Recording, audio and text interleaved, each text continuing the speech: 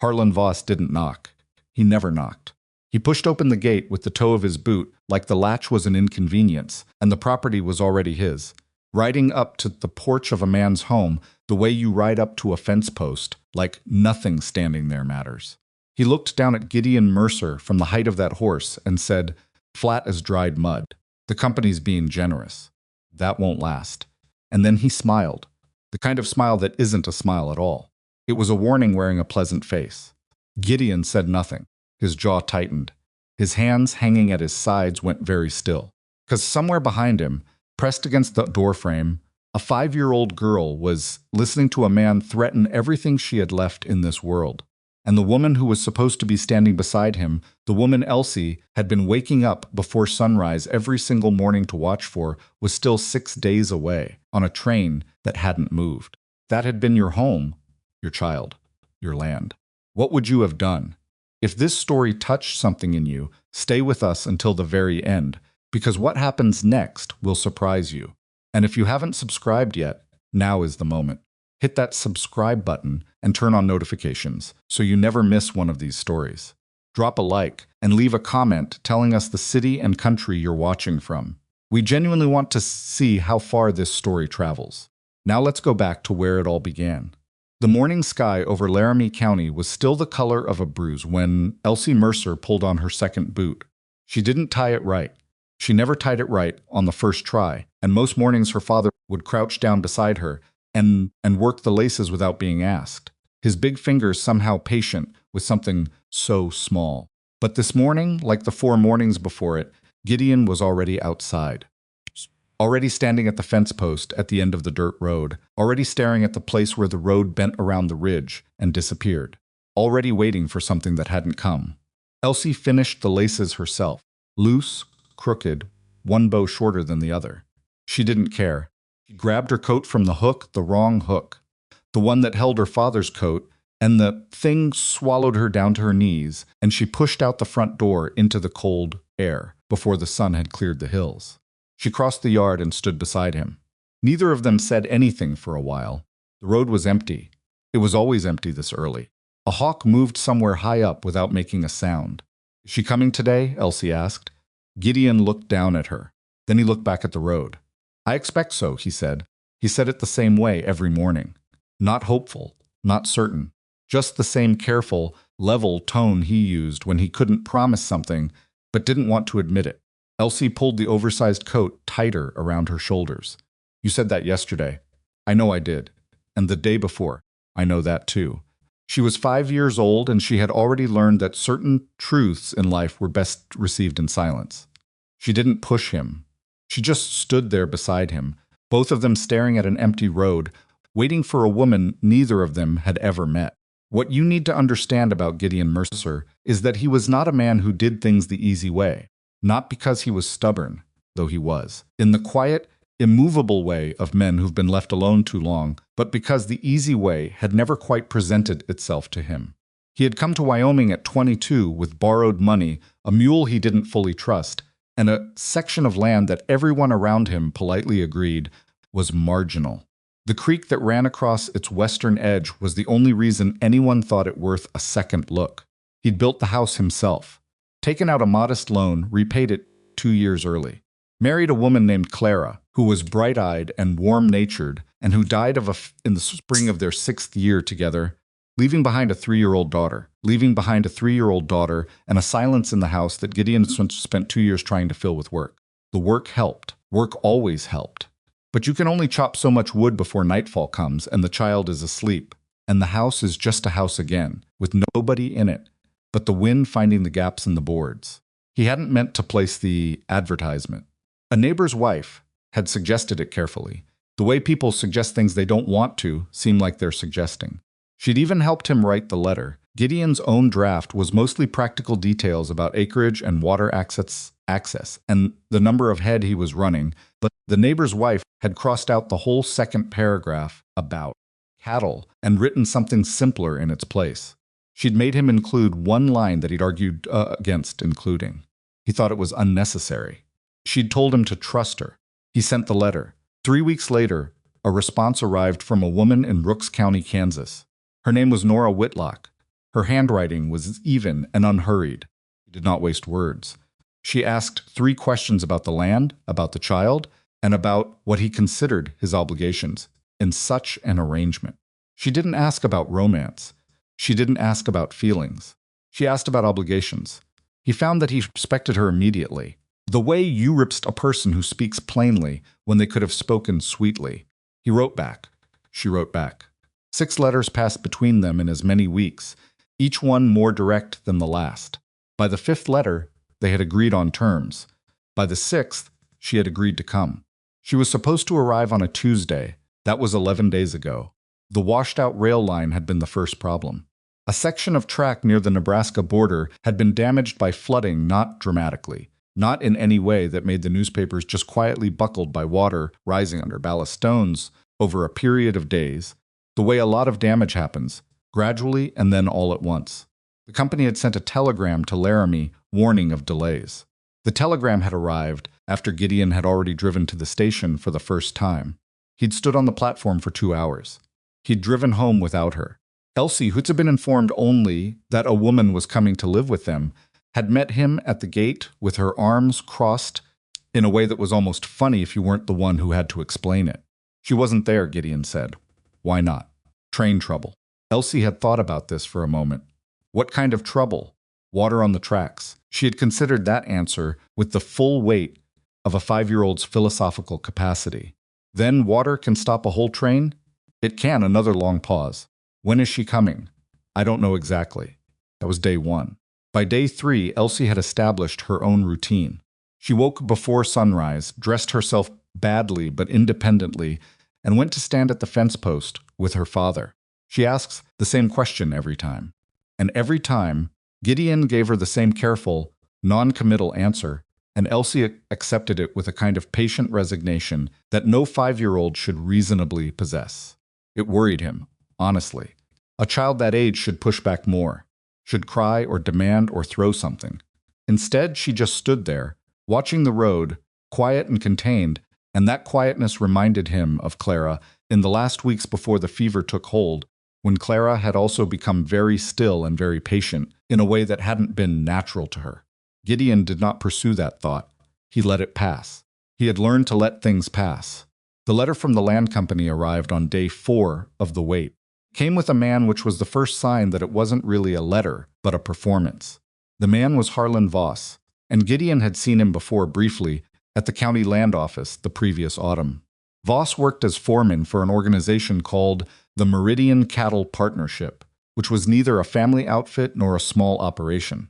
They had been moving through the region for 2 years, acquiring grazing land, buying out homesteaders when they could, pressuring them when they couldn't buy them, and on 2 occasions, neither of which had been formally investigated, the homesteader in question had found their fences cut and their cattle scattered before finally selling. Gideon knew this the way you know things in a county where everyone is separated by no more than a day's ride and a conversation over a fence. Voss dismounted. He tied his horse at the post without asking. He came toward the porch with the letter already extended in one hand, like he was handing Gideon a bill. He was well dressed for a foreman. His boots were clean. Mr. Mercer. He said the name like it was a minor administrative formality. Meridians asked me to come out personally, out of courtesy. Gideon took the letter. He did not open it. He looked at Voss. Voss smiled. They're offering a fair price for your water rights. More than fair if you read what's in there. The creek runs through your property, yes, but with the certification question on the claim. He paused just long enough to let the word question land. The company believes there may be an opportunity for a mutually beneficial arrangement before things become complicated. What certification question? Gideon asked. Voss's smile didn't change. Read the letter, he said. It's all explained. And then, before Gideon could ask another thing, before he could form a single clear follow-up, Elsie pushed open the front door and walked onto the porch. She was wearing her father's coat again. She looked at Voss. She looked at most things she hadn't been introduced to, carefully, without warmth. Who is that? She asked. She wasn't asking Voss. She was asking her father while looking directly at Voss. A man from a land company, Gideon said. Elsie considered this. He didn't knock, she said. Voss glanced down at her. His expression shifted slightly, not meanly, but with kind of some dismissals that was almost the way you look at something that briefly crossed your peripheral vision. He looked back at Gideon. The company's being generous, he said. That won't last. He touched the brim of his hat and walked back to his horse. Gideon stood on the porch with the letter in his hand and watched him go. He became aware after a moment that Elsie had moved beside him. She had found his hand with hers and was holding two of his fingers. She did this sometimes when she was uncertain. She would never have admitted. It was for comfort she was too much his daughter. For that, but she held on, and he let her. Is he going to take the ranch? She asked. He didn't answer right away, which was its own kind of answer. No, he said finally. He's not. But his voice, for the first time in as long as he could remember, did not sound level. It sounded like a man who had just understood that he was standing on ground that someone else was already drawing a map around. That night, alone at the kitchen table with the oil lamp burning low, Gideon read the letter 3 times. The language of its windows were dark. The language was clean and formal, the kind of language that had been written by someone paid specifically to make clear threats sound like administrative notices. Meridian was interested in acquiring the water rights associated with the creek running through his western parcel. They had identified what they described as a potential irregularity in the original claim filing. They were prepared to offer him a figure, a reasonable figure he had to admit, though it was considerably less than the rights were worth if he ever needed to sell, and they wanted a response within 30 days.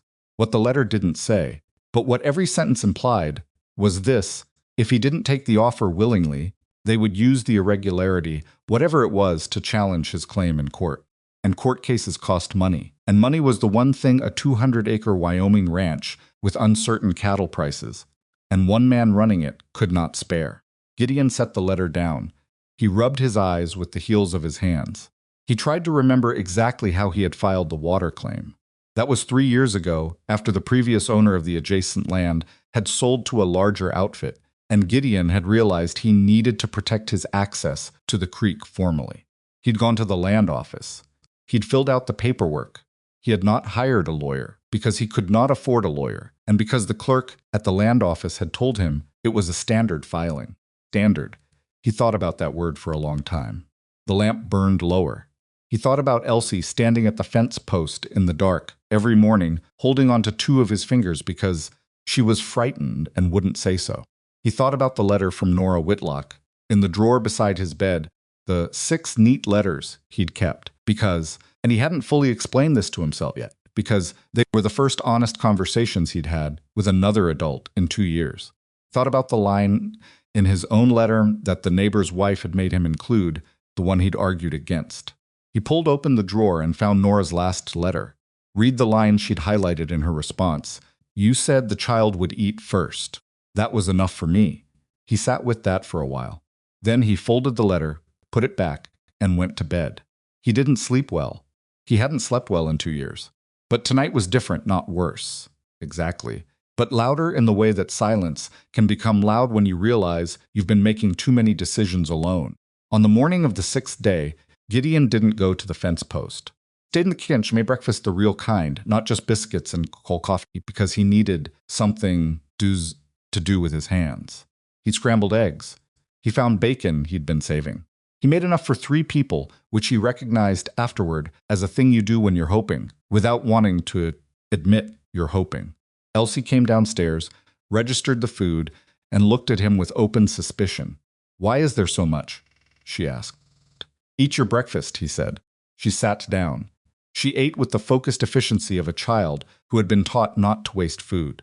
About halfway through, she looked up. Are you going to the station today? No, he said. She absorbed this.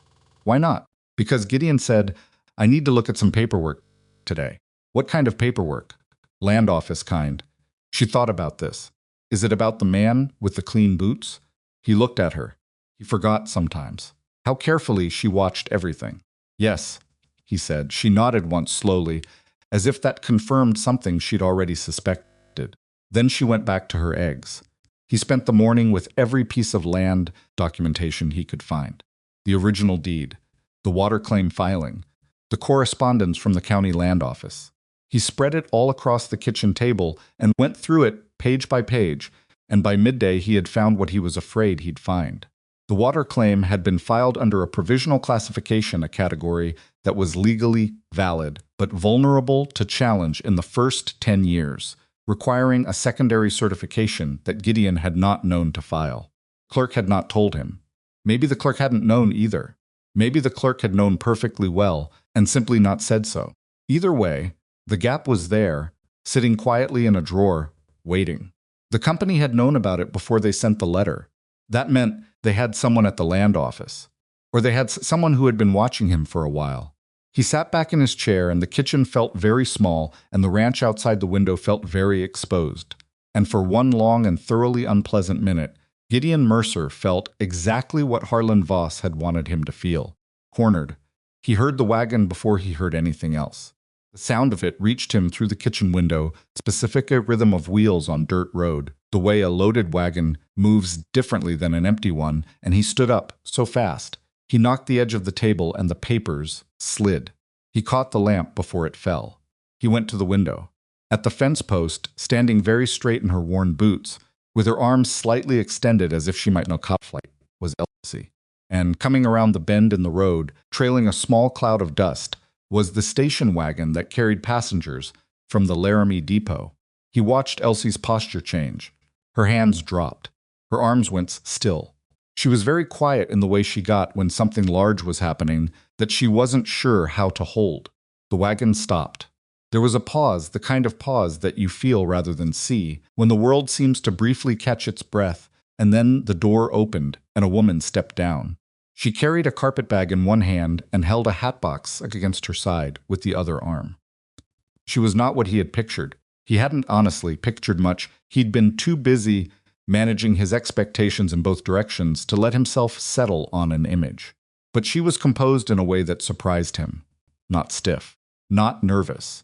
She stepped into the road and stood for a moment and looked at the ranch, took it in, all of it, with one steady gaze, and then she looked at Elsie. Elsie looked back at her. Gideon stayed at the window. He didn't move. He wasn't sure why. Elsie said something. He couldn't hear it through the glass, but he could see the shape of her expression. Direct, a little severe, the particular face she made when she had decided to say a thing, before she'd decided whether it was kind. He could guess what she was saying. He had heard her say it, in different forms, for 6 mornings. You took a very long time.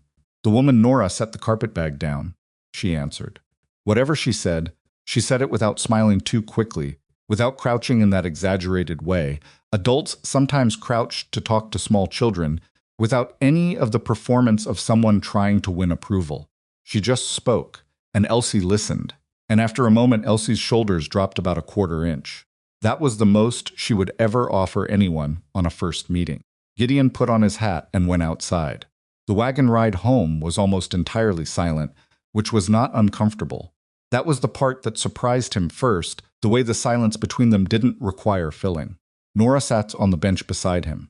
Elsie sat between them, which seemed to be a position she had selected deliberately, though she would not have admitted that either. After about a mile, with the ranch house visible ahead, and the late afternoon light going orange over the hills, Elsie's head dropped against Nora's arm. She was asleep in under a minute. Gideon looked at this. He looked at it for longer than was strictly necessary. When he looked up, Nora was watching him. Not with a particular expression. Just watching, the way you watch a person when you're trying to understand something true about them. She's been waiting every morning, he said. It came out rougher than he intended. Before sunrise every day. Nora looked back at Elsie. I know, she said quietly. I'm sorry I was late. He nodded, looked at the road.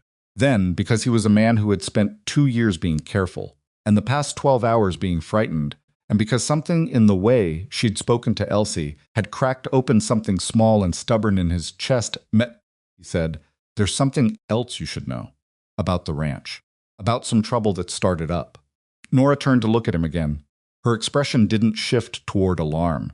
It shifted toward attention, which was different. Tell me, she said. So he did. By the time they reached the gate, he had told her most of it. And Nora Whitlock, who had traveled 6 days on a broken rail line carrying everything she owned in a carpetbag and a hatbox, listened to every word without interrupting, with the child asleep against her arm, and when he finished, she was quiet for a moment. Then she said, My father lost a farm once. Men like that, they look for the gap. The thing you didn't know to protect. I found the gap, Gideon said. I just don't know if I can close it in time. She turned back toward the house, the lit window, the smoke from the chimney he'd built with his own hands. She was quiet long enough that he thought she might not answer. Then you'll close it, she said, matter of fact. Not cheerful about it, not reassuring in the way that's really just politeness. Just certain in the way of someone who has already weighed the thing and reached a conclusion. Gideon pulled the wagon to a stop. He looked at this woman he had exchanged 6 letters with, this woman who had sat in a broken train for 6 days and stepped off onto his dirt platform and answered his daughter honestly, and listened to his legal trouble without flinching. And he understood something. He had placed an advertisement for help. He had not expected to feel, with this particular, careful certainty, that help had arrived. He didn't say that. He was not a man who said things like that. Not yet. Maybe not ever. But he climbed down from the wagon and he held out his hand to steady her step down.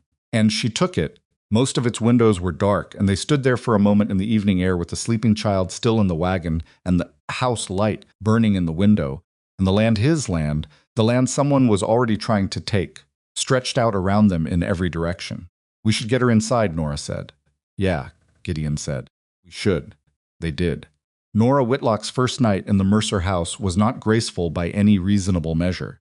She had been awake for most of 36 hours by the time she climbed down from that wagon, and the particular kind of exhaustion that comes from sitting in a stalled train car. For days, not the clean exhaustion of hard work, but the dull, gritty fatigue of waiting for something you cannot control had settled into her bones like weather. Her neck hurt. Her feet hurt. The hem of her dress had picked up mud somewhere outside of Cheyenne that she hadn't been able to do anything about. And she was aware of it in the way aware of something that bothers you, but that you have decided, consciously, not to let define your first impression. She carried Elsie inside, because Gideon's arms were full with her bags, and because Elsie had woken halfway up the porch steps and then pretended she hadn't, keeping her eyes mostly closed while her small hands found a grip on Nora's collar. Nora noticed this. She said nothing about it. She had learned in a childhood with 2 younger brothers that the most important thing you can do for a child who is pretending not to need you is to simply pretend along with them. Give them the dignity of the fiction. So she carried Elsie through the door and set her on the cot that had been arranged near the stove and pulled a blanket across her. And Elsie's eyes stayed almost closed the entire time. And when Nora stood up, she found Gideon standing in the doorway watching her with the same careful, unreadable expression he had on Acosta for most of the past 2 hours. Bedrooms through there, he said. He pointed at a door. Thank you. It stopped. Started again. I put on clean linens. It's not much. She looked at him. He was a man who was uncomfortable with the mention of domestic things. She could see that already. Not because he thought them beneath him, more like he had spent 2 years managing them alone and felt some obscure embarrassment about the results. It'll be fine, she said, and meant it. He nodded once and took himself off to whatever room he slept in, and Nora went through the door he'd indicated and sat down on the edge of the bed in the dark for a moment without lighting the lamp. Just sat, listened to the wind against the boards, listened to the particular silence of a house that had been quieter than it should have been for a long time. She thought about what he'd told her in the wagon, the water claim, the letter from Meridian, the man with the clean boots who had ridden up to his porch without knocking and told him the company's generosity had a shelf life. She had not told Gideon everything she knew about situations like this. There would be time for that. But she had recognized it immediately, recognized it the way you recognize a smell that takes you back somewhere you didn't entirely want to go. Her father's farm, the men from the bank, the particular flavor of a threat that dresses itself up as an offer so that later, when things went wrong, there was paperwork proving you'd been treated fairly. She lay down on top of the blanket without undressing. She was asleep inside of 4 minutes. She was up before either of them. This surprised Gideon when he came downstairs at the early gray edge of morning and found the stove already warm and coffee already made, and a woman he had known for approximately 10 hours standing at his kitchen window, looking out at the yard with both hands wrapped around a mug.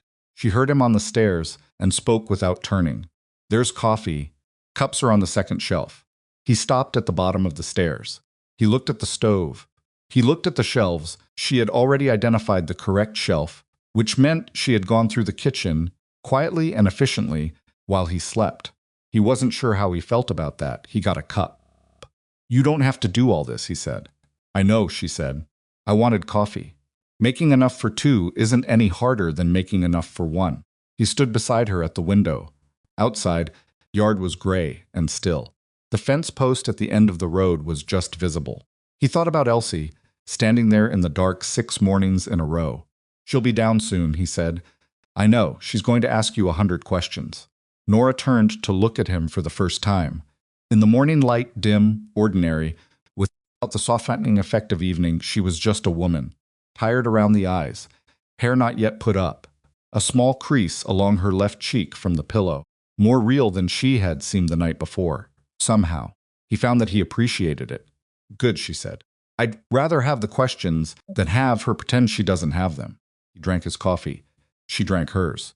Neither of them filled the silence unnecessarily, and that, Gideon thought, was the second thing that had surprised him about her. Elsie came down 20 minutes later with her boots already on both of them, though she had clearly put the left one on the right foot and not noticed or not cared.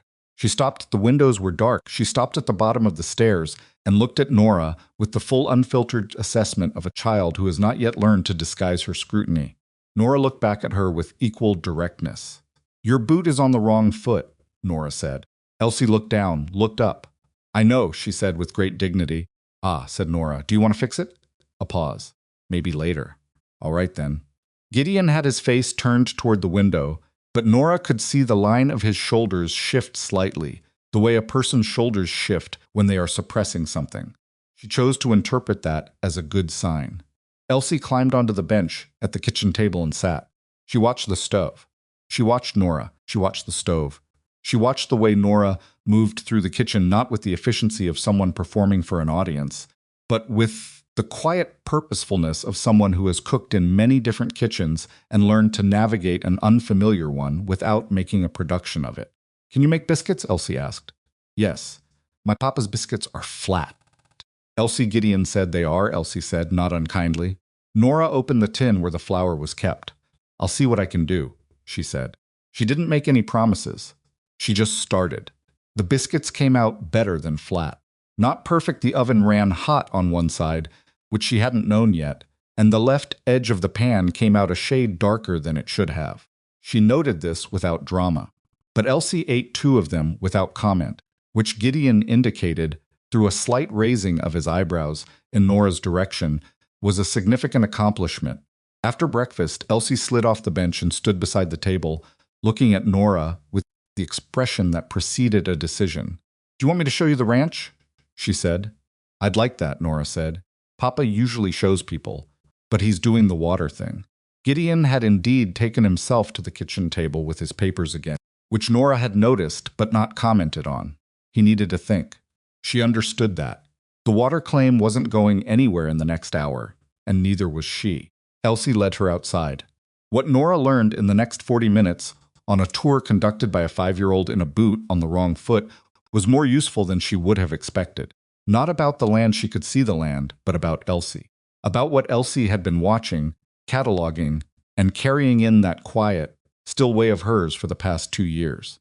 She knew the names of both horses. She knew which of the fence posts on the north side were loose and which were solid.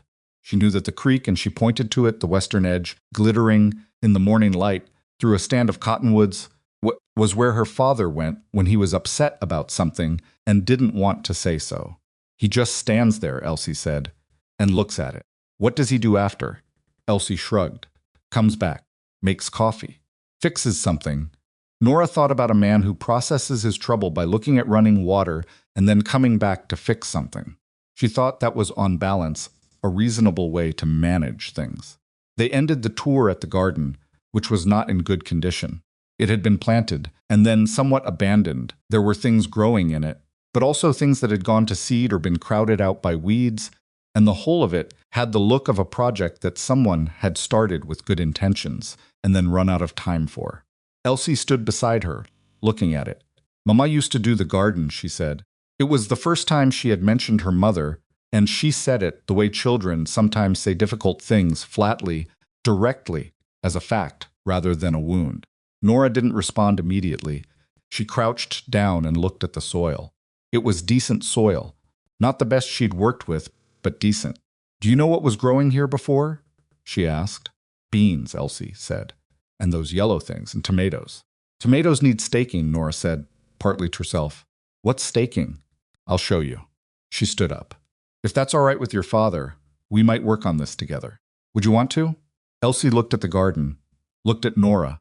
The calculation behind her eyes was visible and not rushed. Okay, she said, not enthusiastically, just okay.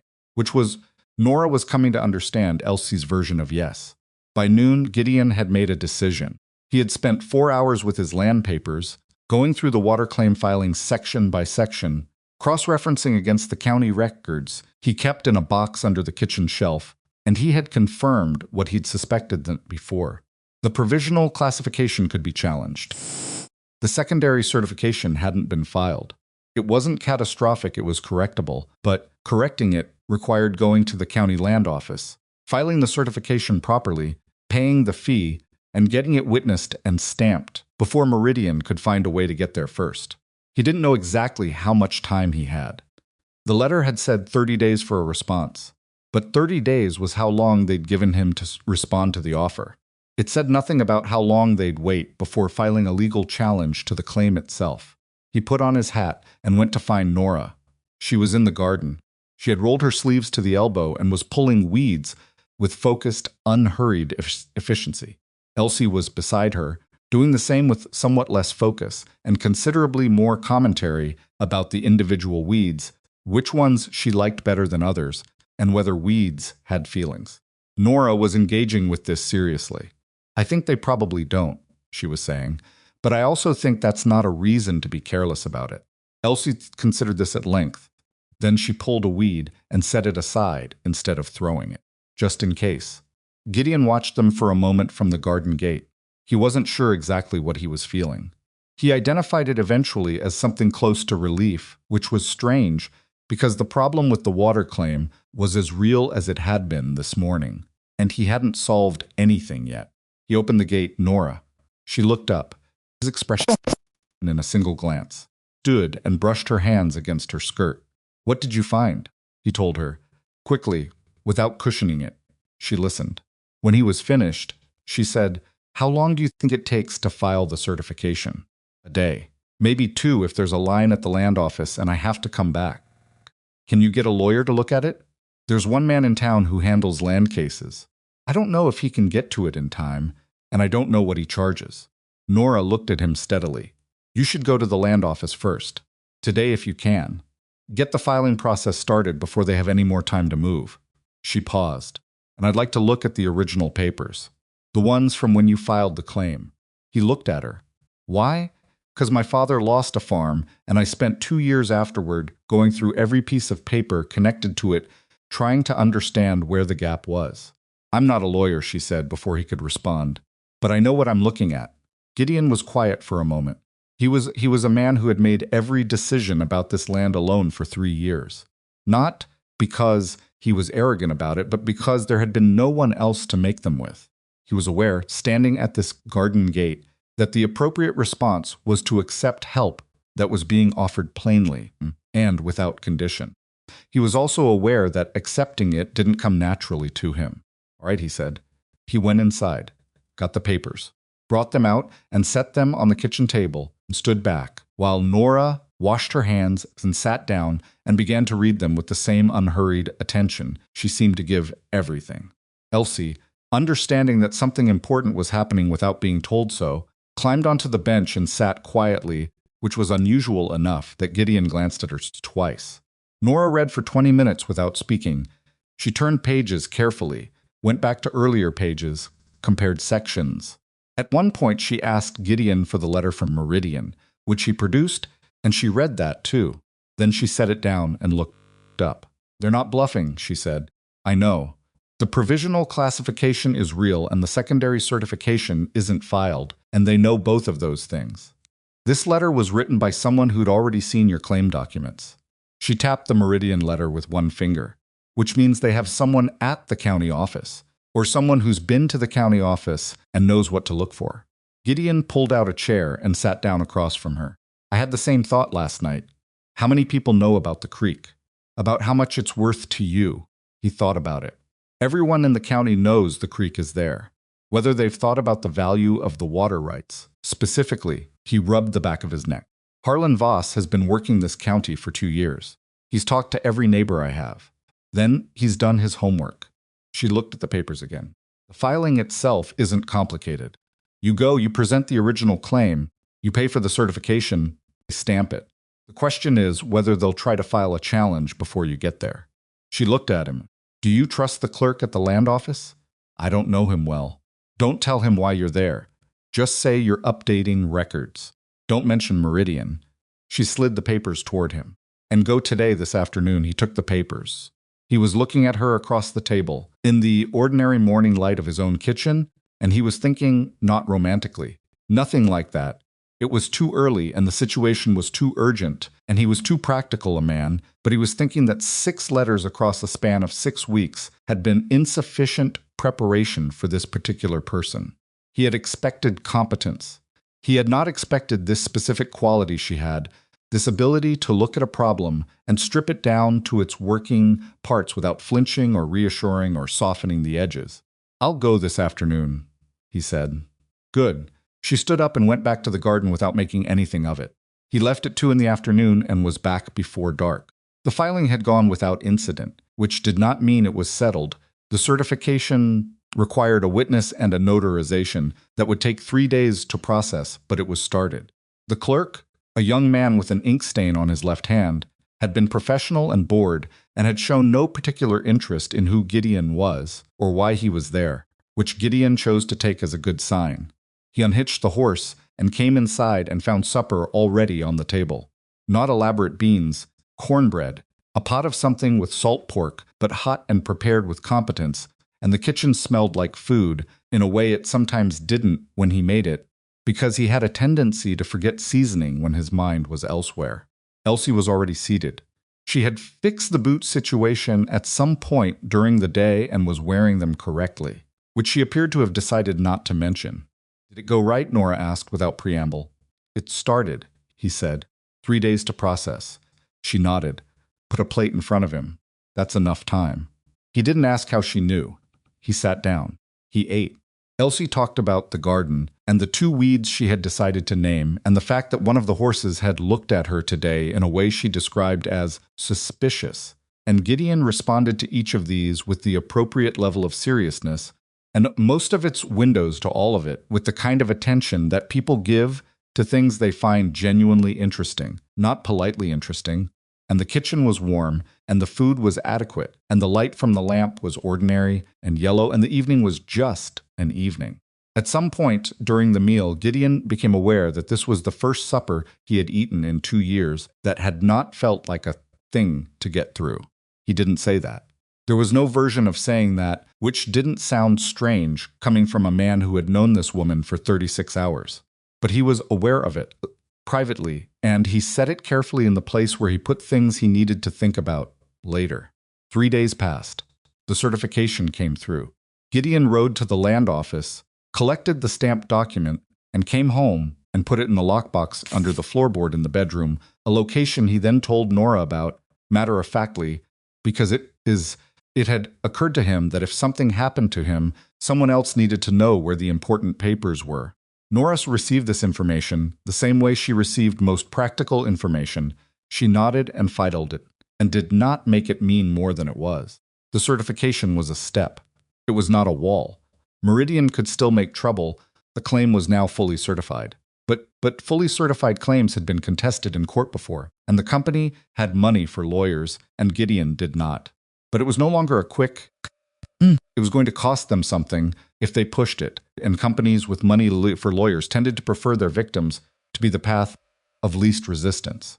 Nora understood this. She said so, directly in the only real conversation they had about it after the document was filed. They're not going to go away, she said, but they're looking for the easy ones. You've stopped being easy. For now, Gideon said. For now is enough, she said. Keep the certification current, document everything they do, and don't give them anything to work with. She paused. And it wouldn't hurt to know someone at the land office, better than you currently do. He looked at her. You mean befriend the clerk? I mean, know your neighbors in ways that are useful, she said, which was not quite the same thing, and they both understood it. He thought about the lawyer in town. He thought about 2 or 3 men in the county who held positions that mattered in these situations. He thought about the fact that he had, since Clara died, largely withdrawn from the social functions of the county, the church suppers, the town meetings, the occasional gathering at the feed store that served no official purpose, but that was where real information moved. I should start going to the county meetings again, he said. Yes, Nora said, simply, without adding I told you so, or anything that could have been heard that way. A small thing. But Gideon marked it. The arrangement between them in those first weeks was almost entirely practical, and yet, and this was the part that Gideon could not fully explain to himself, it was also comfortable in a way he hadn't expected and couldn't quite account for. She was not easy in the sense of being soft or accommodating. She had opinions and she expressed them, usually once, usually plainly, and she did not repeat them unless asked. She did not try to reshape the house into something it hadn't been. She improved it incrementally, quietly, fixing small problems as she encountered them. A person's fixes what's in front of them without making a philosophy out of it. She built a better shelf for the pantry because the existing one was warped, and things kept rolling off it. She renegotiated with the supply merchant in town because Gideon had been paying a higher rate than necessary on flour and salt, a fact that the merchant confirmed somewhat sheepishly when Nora asked him directly. She established a routine for Elsie that involved letters in the morning. Elsie knew some already, but inconsistently, and time outside in the afternoon, and a fixed bedtime that Elsie resisted on principle, but obeyed in practice. Gideon watched all of this happen around him, without interfering and without quite knowing what to do with the feeling it produced. He was not a romantic man. He had not described himself that way, even when he was young and had reason to, and he was 34 now, and the years had further refined whatever romantic inclinations he'd possessed into something practical and survivalist. He had written to Nora Whitlock because his daughter needed someone. He had agreed to this arrangement because it was logical. He had expected a reasonable partnership. Someone to run the house, care for Elsie, share the work of the ranch. He had not expected to find himself, on a Tuesday evening about 3 weeks in, sitting on the porch in the last light and realizing that he had moved his rocking chair approximately 4 inches to the left to be closer to the chair Nora had built herself from scrap wood the previous weekend. He had moved it without thinking about it. He had noticed it afterward. He moved it back, then felt like an idiot, left it where it was. The chair incident, which he told no one about and which Nora either didn't notice or chose not to comment on, was followed a few days later by what Gideon privately categorized as a second surprise. He had come inside from the barn earlier than expected. One afternoon, the work had gone faster than he'd planned and found the kitchen empty and the house quiet. He heard voices from outside around the far side of the house where the garden was, and he went to the window rather than outside, because he wasn't sure why. Nora was teaching Elsie to write her letters. Not at a table on the flat of a wide board she'd set against the garden fence, using chalk. Elsie was standing in front of it with her tongue pressed between her teeth in the way she did when she was concentrating, and she was writing the letter E, which was logical because it was the first letter of her name, and therefore the one she cared most about. It was not going well. The E kept coming out lopsided. Nora watched each attempt without correcting it mid-motion. She let Elsie finish, and then she said something Gideon couldn't hear the words, and Elsie wiped the board and tried again, and again, and again. The E got better. Not perfect. Still slightly listing to one side, but recognizably an E. Elsie stepped back and looked at it. Said something. Nora said something back. Elsie laughed. It was sudden and unguarded, the kind of laugh that children produce when something has caught them entirely off guard, before they have any defense against it. Gideon had not heard that laugh in a long time. He had heard the quieter, more careful version of it, the version Elsie produced in situations she'd already partially assessed and decided were safe. He had not heard the unguarded one. He stood at the kitchen window for longer than was probably appropriate. Then he went back to the barn and found more things to do in there for a while.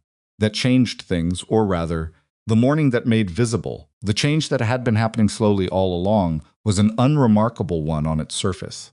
Gideon was at the kitchen table. Nora was doing something at the stove.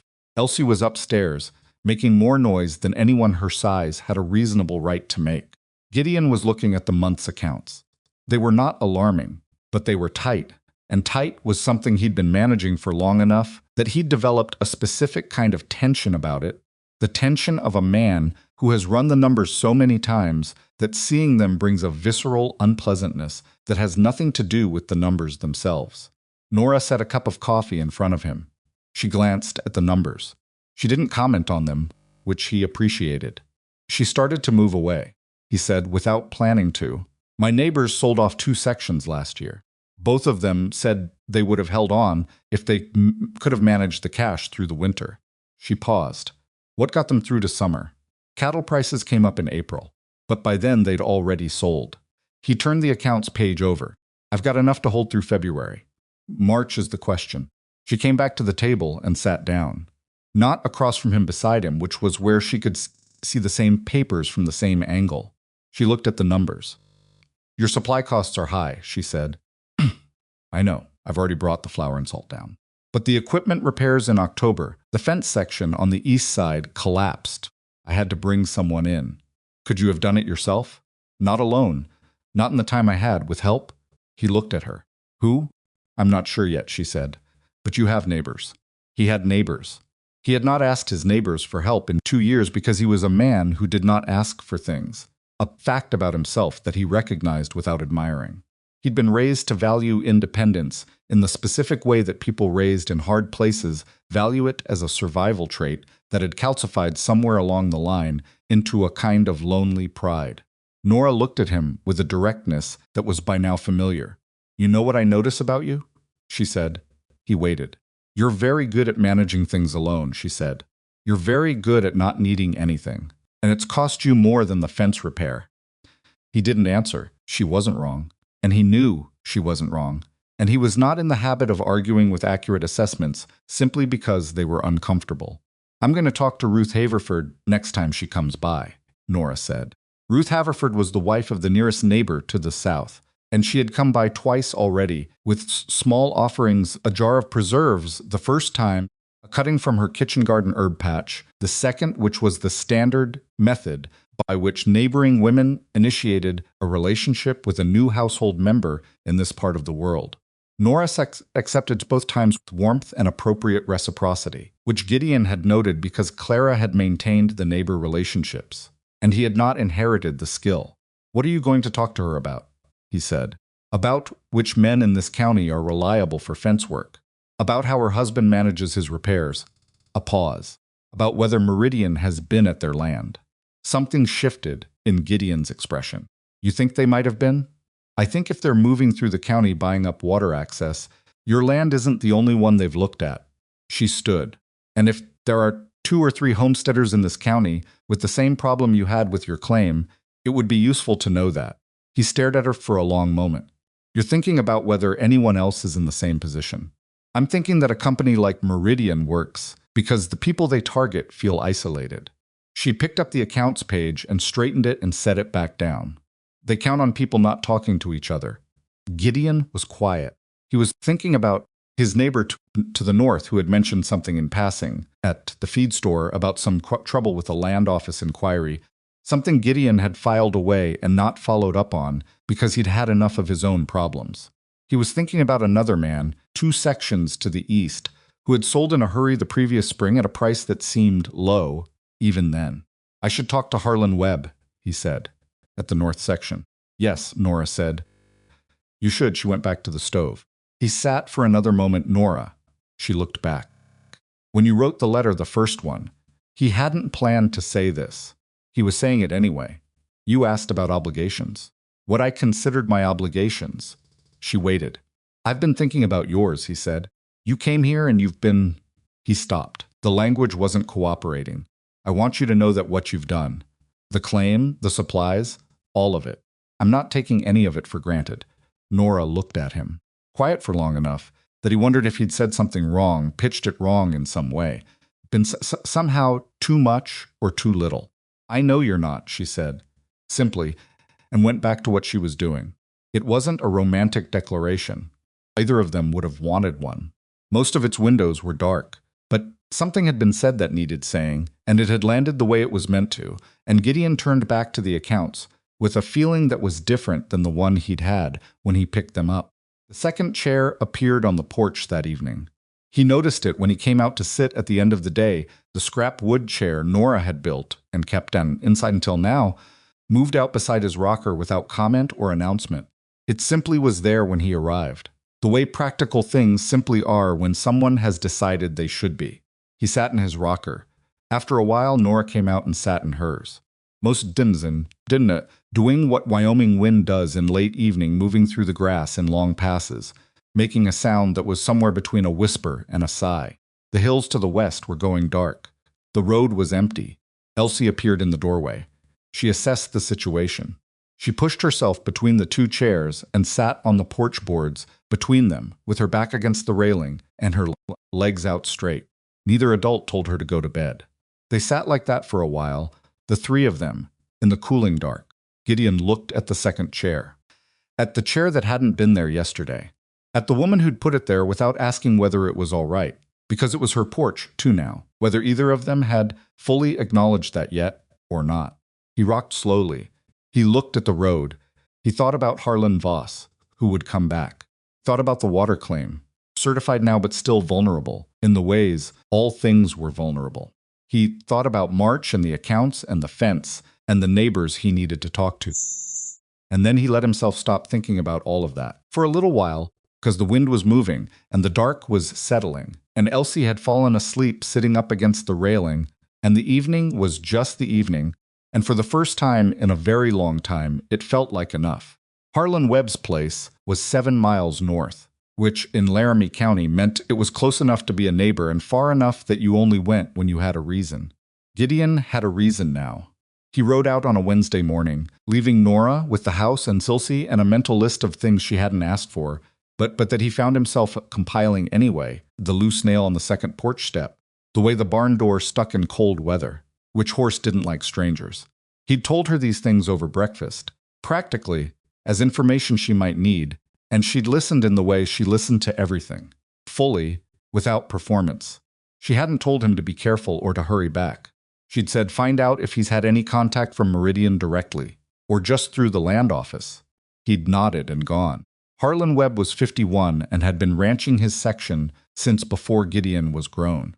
He was the kind of man who moved slowly on purpose and thought the same way, not because he was slow, but because he'd learned that the gap between a first impression and a true assessment was where most men got themselves into trouble. He met Gideon at the gate, and they shook hands and went inside, and Webb's wife put coffee on the table without being asked, the way she always did, and for the first 10 minutes, they talked about cattle prices and the condition of the road after the rains, and a fence dispute 2 sections over that had nothing to do with either of them, but was the kind of thing you talked about first. Then Gideon set his cup down and said, "Has anyone from a company called Meridian Cattle Partnership come to your land?" Webb was quiet for a moment. He looked at his coffee. "Man came by in September," he said. Didn't say Meridian. Said he was representing a land investment partnership. Wanted to know if I was interested in discussing my water access on the East Creek. What did you tell him? Told him no. Webb looked up. Then I went to the land office and checked my claim and found out my original filing was under a provisional classification that needed a secondary certification I hadn't done. Gideon felt the back of his neck go cold. You filed the certification? Filed it the same week. Got the stamp. Webb's jaw shifted. That was October. Then the floods came in November, and I forgot about it mostly. He looked at Gideon's steadily. You're here because they came to your land, too. They came twice, Gideon said. Letter and a personal visit. Webb was quiet. He turned his cup in his hands. You filed the certification? 3 weeks ago. It's stamped. Good. Webb set the cup down. Who else you talking to? I'm going to see Alderman next. East section. Don't bother, Webb said. Alderman sold in February. Didn't say why. Took what they offered and moved his family to Denver. He paused. I heard afterward it was low, considerably low. Gideon sat with that. Alderman had been ranching that land for 9 years. Did he know about the claim issue? I don't know what he knew. Webb's voice had gone flat in the way it went when he was managing something uncomfortable. I think they found him before he had time to check. So that was how it worked. They identified the vulnerable claims first, sent the letter, showed up before the man had a chance to understand his position, and offered a number that looked reasonable against the alternative of a legal fight you couldn't afford. Alderman had probably looked at the letter, looked at his accounts, looked at his family, and done the math. Gideon thought about his own accounts, about March. They're doing this systematically, he said. Yes. Webb folded his hands on the table.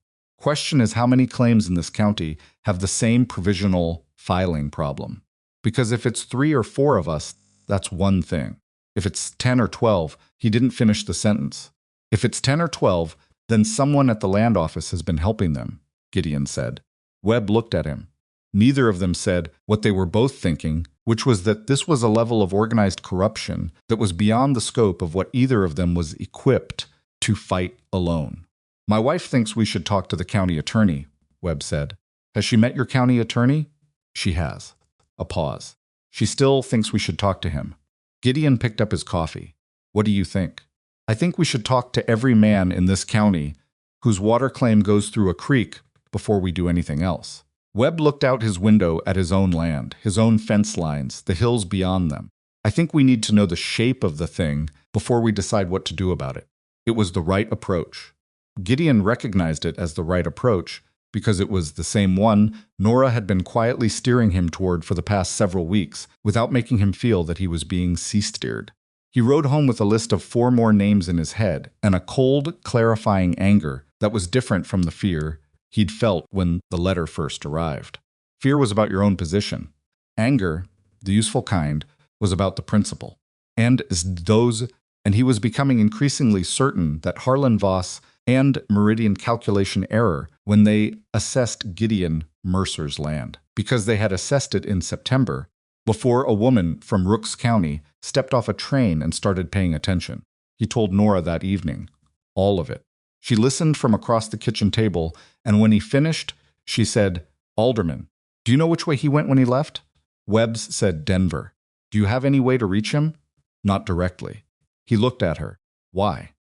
Because if he sold under pressure from a false claim vulnerability, if the certification problem was manufactured, or if someone at the land office was telling them which claims to target, then Alderman might have a grievance that's actionable. She said this carefully, the way she said careful things. Not certain. Gideon thought about that. He'd have to want to pursue it. He'd have to know he had something to pursue. She looked at her hands. My father didn't know.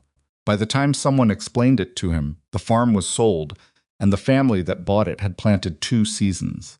There was nothing left to take back. She looked up. Alderman might still have time. There was something in her voice when she talked about her father's farm that was different from her usual tone, not softer exactly, but less armored. He had noticed it the first time she mentioned it, in the wagon on the night she arrived, and he noticed it again now. Ghost of the dark. It was a wound that had healed over, but that she could still feel the edges of when she pressed on it, and she knew she was pressing on it now, and she pressed anyway because the information was relevant. He respected that. He didn't say so. He filed it. I'll ask around, he said. Someone in the county will know how to reach him. Nora nodded. Then she was quiet for a moment, and then she said, when Voss comes back, and he will come back, what are you going to say? No, that's not a plan, she said, not unkindly. He looked at her. I mean, you need to be able to tell him specifically why no is the end of it. Not just that you're refusing, but what you have that prevents him from pursuing it. She counted on her fingers. Certified claim, documented. Land title, clear and current. 2 neighbors with similar stories who can corroborate the pattern. Potentially a connection to Alderman's case. She lowered her hand. When he looks at your land, he needs to see a wall, not a closed door. Closed door you can get around. A wall costs something. Gideon looked at her for a long moment. He had been thinking about the conversation he'd need to have with Voss in terms of what he'd say, how he'd stand, whether he could keep the anger out of his voice and stay plain and level. He had not been thinking about it in terms of what structure he was standing behind when he said it. "You've thought about this a lot," he said. "I've been thinking about it since the day I got here," she said, which was honest, and which he appreciated, even though it also meant she had arrived on his property and begun strategizing about his legal situation, for she had unpacked her carpetbag. He laughed. It came out rougher than he intended, more of a short exhale of breath than a real laugh. But it was genuine. "I suppose I should thank you for that." "You can thank me when we know how it turns out," she said, and stood up to clear the table. Voss came back on a Thursday 3 weeks later. He came later in the day this time, which Gideon thought was deliberate. Later in the day was less formal, more conversational, carried a social implication that you were just passing through rather than making a business call. It was a pressure tactic wrapped in casualness, and Gideon recognized it as such, partly because he'd been watching for it, and partly because Nora had described it to him 2 weeks prior while they were talking about something else entirely. He'd been in the barn when he heard the horse on the road, and by the time he came out and crossed the yard, Voss was already dismounted. He'd tied up at the post without asking again. He looked at Gideon with the same expression as before, pleasant, unhurried, professionally composed. "Mr. Mercer?" He nodded. "Came to see if you'd had a chance to consider the company's offer." "I have," Gideon said. He kept walking until he reached the fence. He stopped there, leaning one arm on the post, which put him at a comfortable distance and at a physical level that was not below Voss. "The answer's no." Voss's expression didn't change. "I understand. The company anticipated you might need more time." "I don't need more time." Gideon kept his voice even. "My water claim is fully certified. The secondary certification was filed and stamped 6 weeks ago. Provisional classification issue your company identified no longer applies." He watched Voss's face. Pleasantness was still there, but something underneath it had shifted. "The title on this land is clear. I've spoken with several neighbors who have had similar visits from your company, and we've been in contact with a legal representative about the pattern of approach." That last of its windows were dark. That last part was not entirely accurate. They had spoken to Webb, and Webb had mentioned a lawyer's name, and Nora had written a letter of inquiry to that lawyer, which had not yet been answered. But the statement was directionally true, and Voss didn't know the degree of it. Voss looked at him. Something moved through his expression, not anger, which Gideon had expected, but a recalibration. The look of a man doing quick arithmetic. "The company's offer is still on the table," he said, but the tone had changed slightly. Less settled. "I know it is," Gideon said, "and I'm declining it. The creek stays with the land. If your company wants to pursue a legal challenge to the certified claim, you're welcome to. My lawyer will be prepared for that." He straightened. "Is there anything else?" There was a pause. A real one this time, not a theatrical one. Then Voss reached up and touched the brim of his hat. "I'll pass that along," he said. He untied the horse and remounted. He didn't look back. Gideon stood at the fence and watched him go. He heard the front door open behind him. Nora came across the yard and stopped beside him at the fence. She didn't ask what had happened. She'd heard enough from the porch. She stood there and watched the dust settle on the road where Voss's horse had been. After a moment, she said, "You mentioned a lawyer." "I did. We don't have one yet." "I know." He looked at her. "You'd better get that letter answered." She almost smiled. He could see it at the corner of her mouth, the particular compressed expression that was Nora's version of something she found genuinely funny that she wasn't going to let become a full smile. "I'll write again tomorrow," she said. They stood at the fence for a moment longer. The road was empty. The land was quiet. "He'll go back and report," she said. "They'll decide whether to push. And if they push..." She was quiet for a moment. "Then we're ready for them," she said, "or as ready as we can be." He nodded. He looked at his land, his fence lines, his creek in the distance, the cottonwoods, the hills, 200 acres of marginal Wyoming ground with one good creek and one good man working it, and now one woman who had assessed it faster and more clearly than he had, and had started building a wall around it before he'd fully understood what the threat was. He was not a man who used words like gratitude easily, but he was standing very close to something that felt like it. Elsie, for her part, had no knowledge of meridian or water claims or the legal nuances of provisional classifications. What she had was the observation that something had happened today that made her father stand straighter than usual, and that Nora had gone outside to stand beside him at the fence and come back inside with her chin at a particular angle that meant she'd done something difficult and come out the other side of it. She processed this information over supper, which was rabbit stew because Gideon had shot a rabbit that morning, and Nora had done something to it with dried herbs from the garden that improved it over the version he usually made. Elsie ate with focused attention and listened to the adult conversation. Most of its windows were dark, which was about Webb and the neighbors and the lawyer's name, and practical things that she could not entirely follow, but that she filed away in the manner of a child who has learned that the adult world becomes comprehensible if you collect enough pieces. "Is the bad man coming back?" she asked, during a pause. Both adults looked at her. "The one with the clean boots," she said. "Maybe," Gideon said. "What happens if he does?" "Then we handle it," Nora said. Elsie looked at Nora. "You and Papa?" "Yes."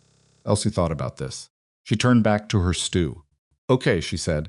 And that was the extent of it, because Elsie, when she received reassurance from someone she had decided to trust, was efficient about accepting it. Gideon caught Nora's eye across the table.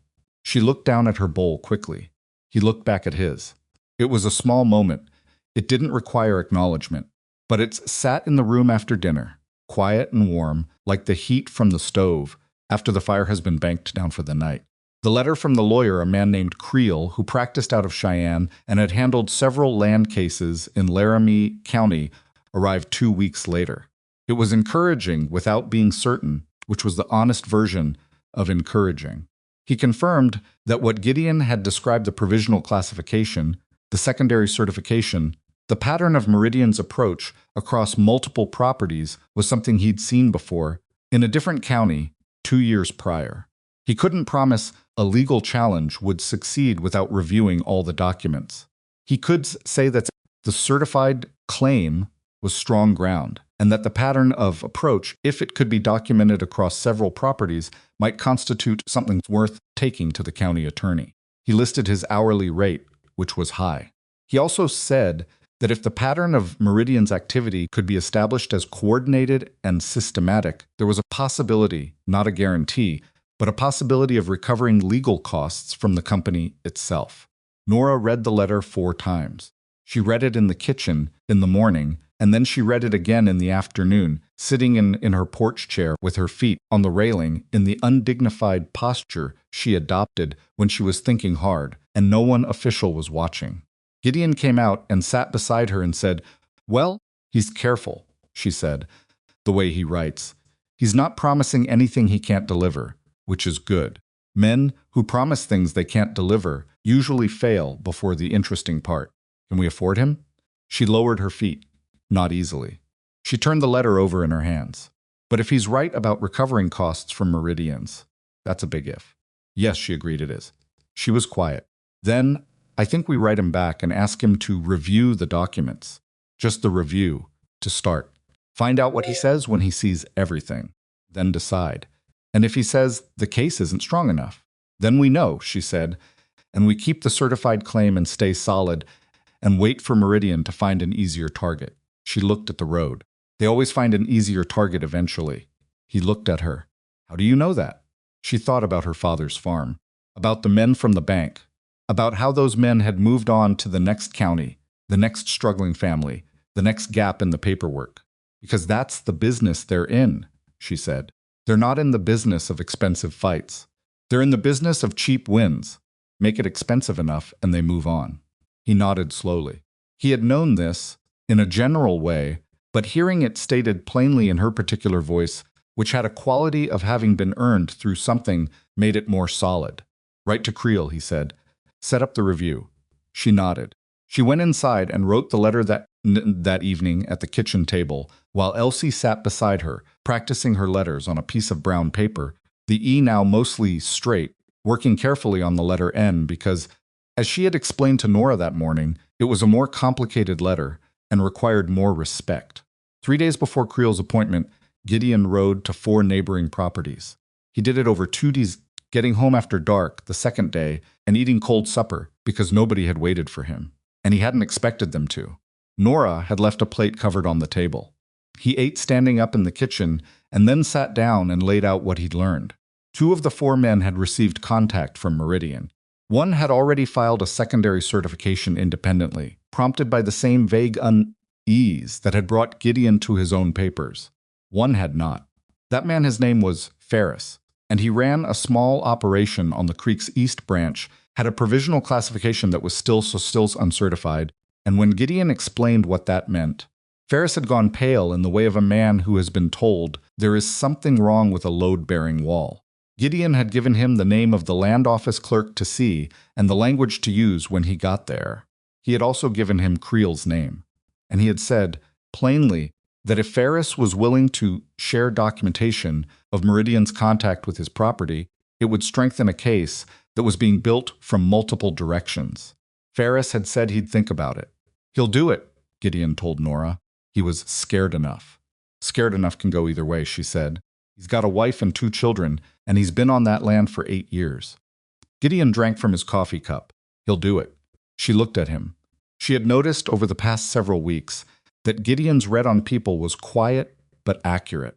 He didn't advertise it, didn't present himself as someone who understood people, but the assessments he made in plain language tended to be right. It was the kind of intelligence that comes from paying close, patient attention and not needing to be seen doing it. That's 3 of you, with similar stories, she said, plus Alderman, if we can reach him. Webb thinks someone who traded with Alderman regularly might have a forwarding address. Then get it, she said, before Creel comes. The more of this he can see at once, the clearer the pattern. He nodded. He set the cup down and looked at the table. He was tired. 2 days of riding in cold weather, for difficult conversations with men who were scared and proud and didn't like talking about their legal vulnerabilities, had cost him something. He was not as young as he had been.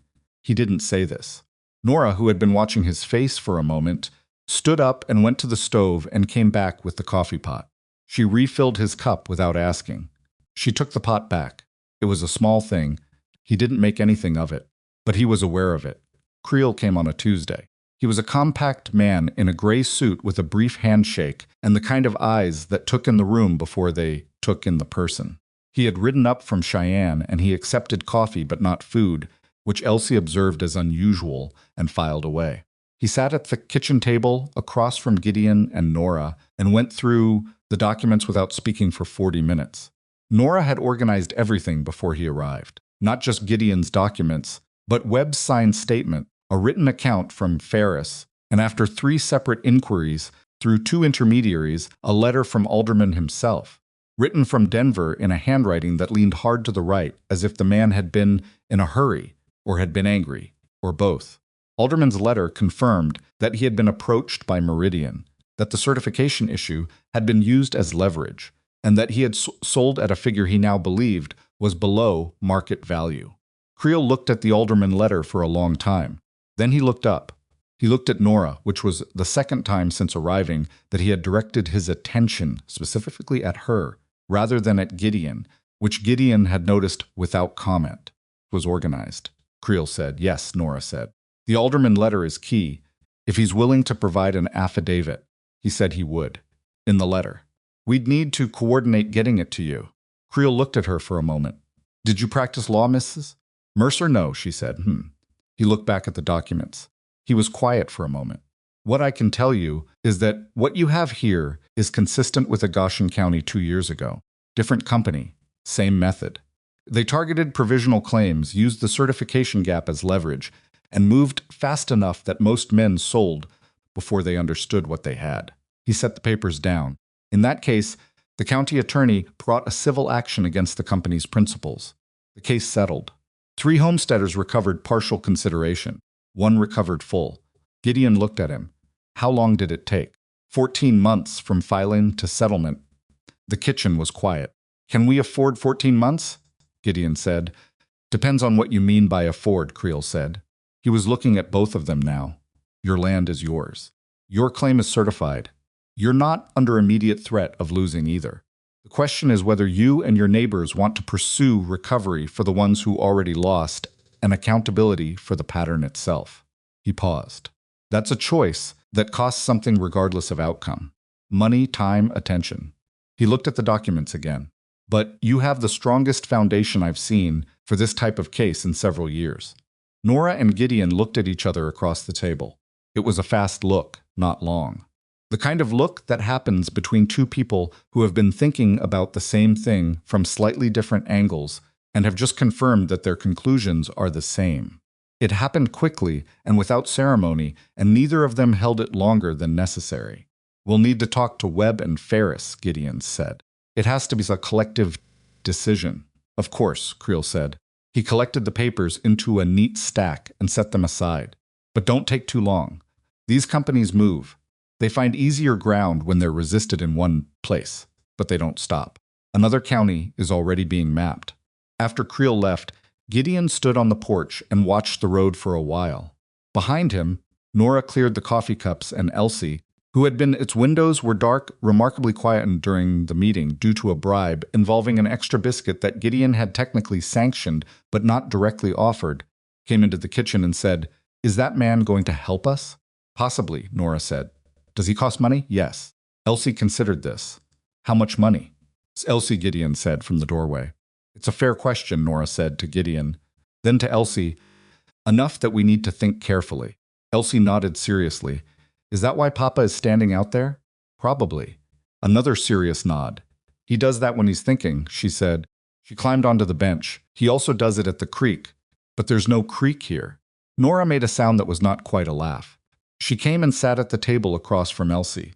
"What do you think we should do?" she asked, as though the question were a real one. Elsie looked up, surprised and pleased to have been asked. She thought about it for a genuinely long moment. "I think," she said, "that if those men did something bad to our neighbors, someone should make them say sorry." She looked down at her biscuit. "And also pay for what they took." Nora looked at her. "That seems right to me too," she said quietly. Gideon came back inside. He stood in the kitchen doorway and looked at his daughter and his wife, both of them at the table, the evening light coming in from the window at a low angle and catching the coffee cups and the papers and Elsie's carefully managed biscuit, and the particular way Nora held her hands when she was thinking, which was flat on the table, very still. "Write to Webb," he said. "And Ferris. We need to meet before the end of the week." Nora nodded. She got up and went to the shelf where the paper and pen were kept, and she sat back down and started writing. The meeting happened at Webb's place on a Friday. 4 men: Gideon, Webb, Ferris, and a 4th man named Oduya, who ran 20 acres on the creek's south branch and had received a Meridian letter in the previous month, sat around Webb's kitchen table and passed Creel's preliminary assessment between them and said hard things in. The careful, measured way of men who are discussing the possibility of a fight they're not certain they can win.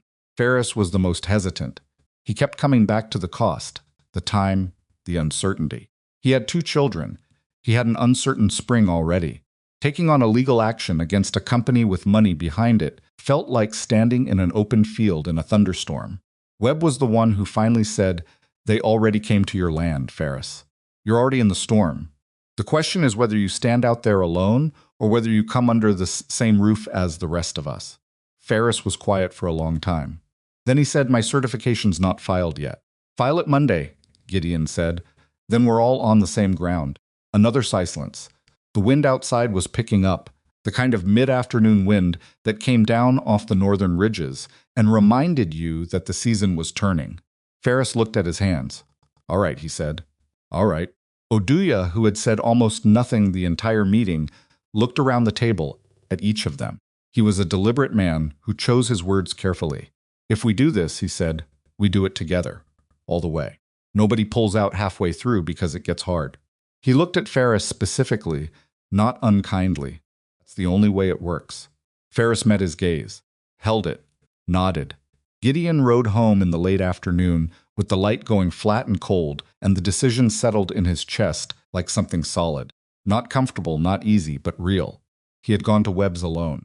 He was riding back as part of something larger, which was a feeling he had not had in a long time, and which he was aware was due in no small part to the woman who had reorganized his paperwork and refiled his water claim and sat at his kitchen table with a lawyer she'd located and contacted and prepared for in the weeks before he arrived. She was hanging laundry when he rode in. Practical, physical work. her arms lifting and stretching in the ordinary rhythm of it. She heard the horse and looked over. He tied up and came across the yard and stopped a few feet from her. 4 of us, he said, all in. Oduja's on the South Branch, and Ferris is filing his certification Monday. She held a shirt in both hands, half pinned. She looked at him steadily. Creel can start building the case, he said. She finished pinning the shirt. She picked up the next piece without hurrying. What about Alderman's affidavit? I'll write to him tonight, with the update. She nodded. She worked down the line.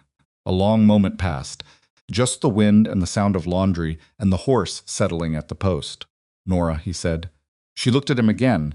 He tried to find a way to say the thing he wanted to say without it being more than it was, or less. He was not good at this. He was a man who had spent 2 years talking mainly to a 5-year-old and occasionally to livestock, and the language for the particular kind of thing he wanted to express had gone somewhat rusty. When I came home tonight, he said, I was glad to see you there. Came out flat, factual, not the way he'd meant it to sound, though he wasn't sure how he'd meant it to sound. Nora looked at him for a moment. Then she looked back at the laundry. I was glad you came back, she said in the same tone. Flat, factual. Neither of them added anything to it. He went inside and wrote to Alderman. She finished the laundry and came in and started supper. Elsie materialized from whatever corner of the house she'd been occupying and sat at the table and talked for 20 minutes about a bird she'd seen near the creek that had been acting, in her assessment, very suspicious, and the whole ordinary evening assembled itself around them the way ordinary evenings do, without announcement, without requiring anything particular in return. Gideon sat at the table in the lamplight and wrote his letter and listened to the house and thought that a man could spend a long time believing he was surviving, and not notice for quite a while that somewhere along the way, without his permission or his planning, something had shifted, and what he was actually doing was living.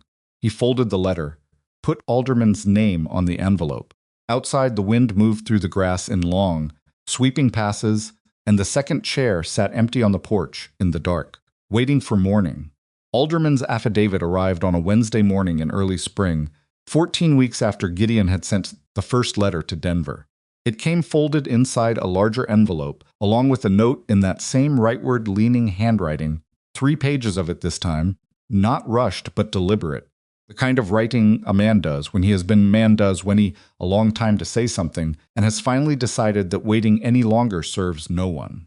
Alderman wrote that he had sold at a figure 30% below what 2 separate assessments had placed the water rights at, that he had been told at the time that the provisional classification made any other offer unlikely. Most of its windows were dark, and that he had not known until Gideon's letter arrived that the certification could have been filed, and the issue resolved in a matter of days. He wrote that he had 2 daughters, who were now attending school in Denver, and a wife who was making the best of things, and that most of its did not regret providing the affidavit because some things needed to be said on paper where they couldn't be taken back or softened later. He ended by saying that if Creel needed him to come back to Wyoming to testify in person, he would make the trip. Gideon read the letter at the kitchen table. Then he passed it to Nora without speaking. She read it. She read the affidavit separately, slowly, with the particular attention she gave to documents that mattered. When she set it down, she was quiet for a moment. He came back, she said, not surprised. More like confirming something she had assessed as probable and was now moving from the possible column to the certain one. He said he would. People say a lot of things.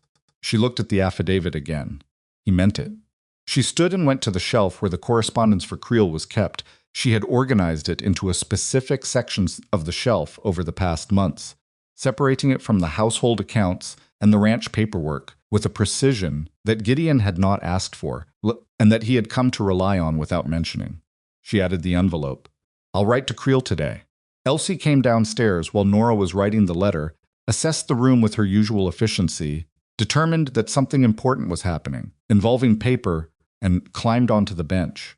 She watched Nora write for a while. Then she said, Is it about the bad men?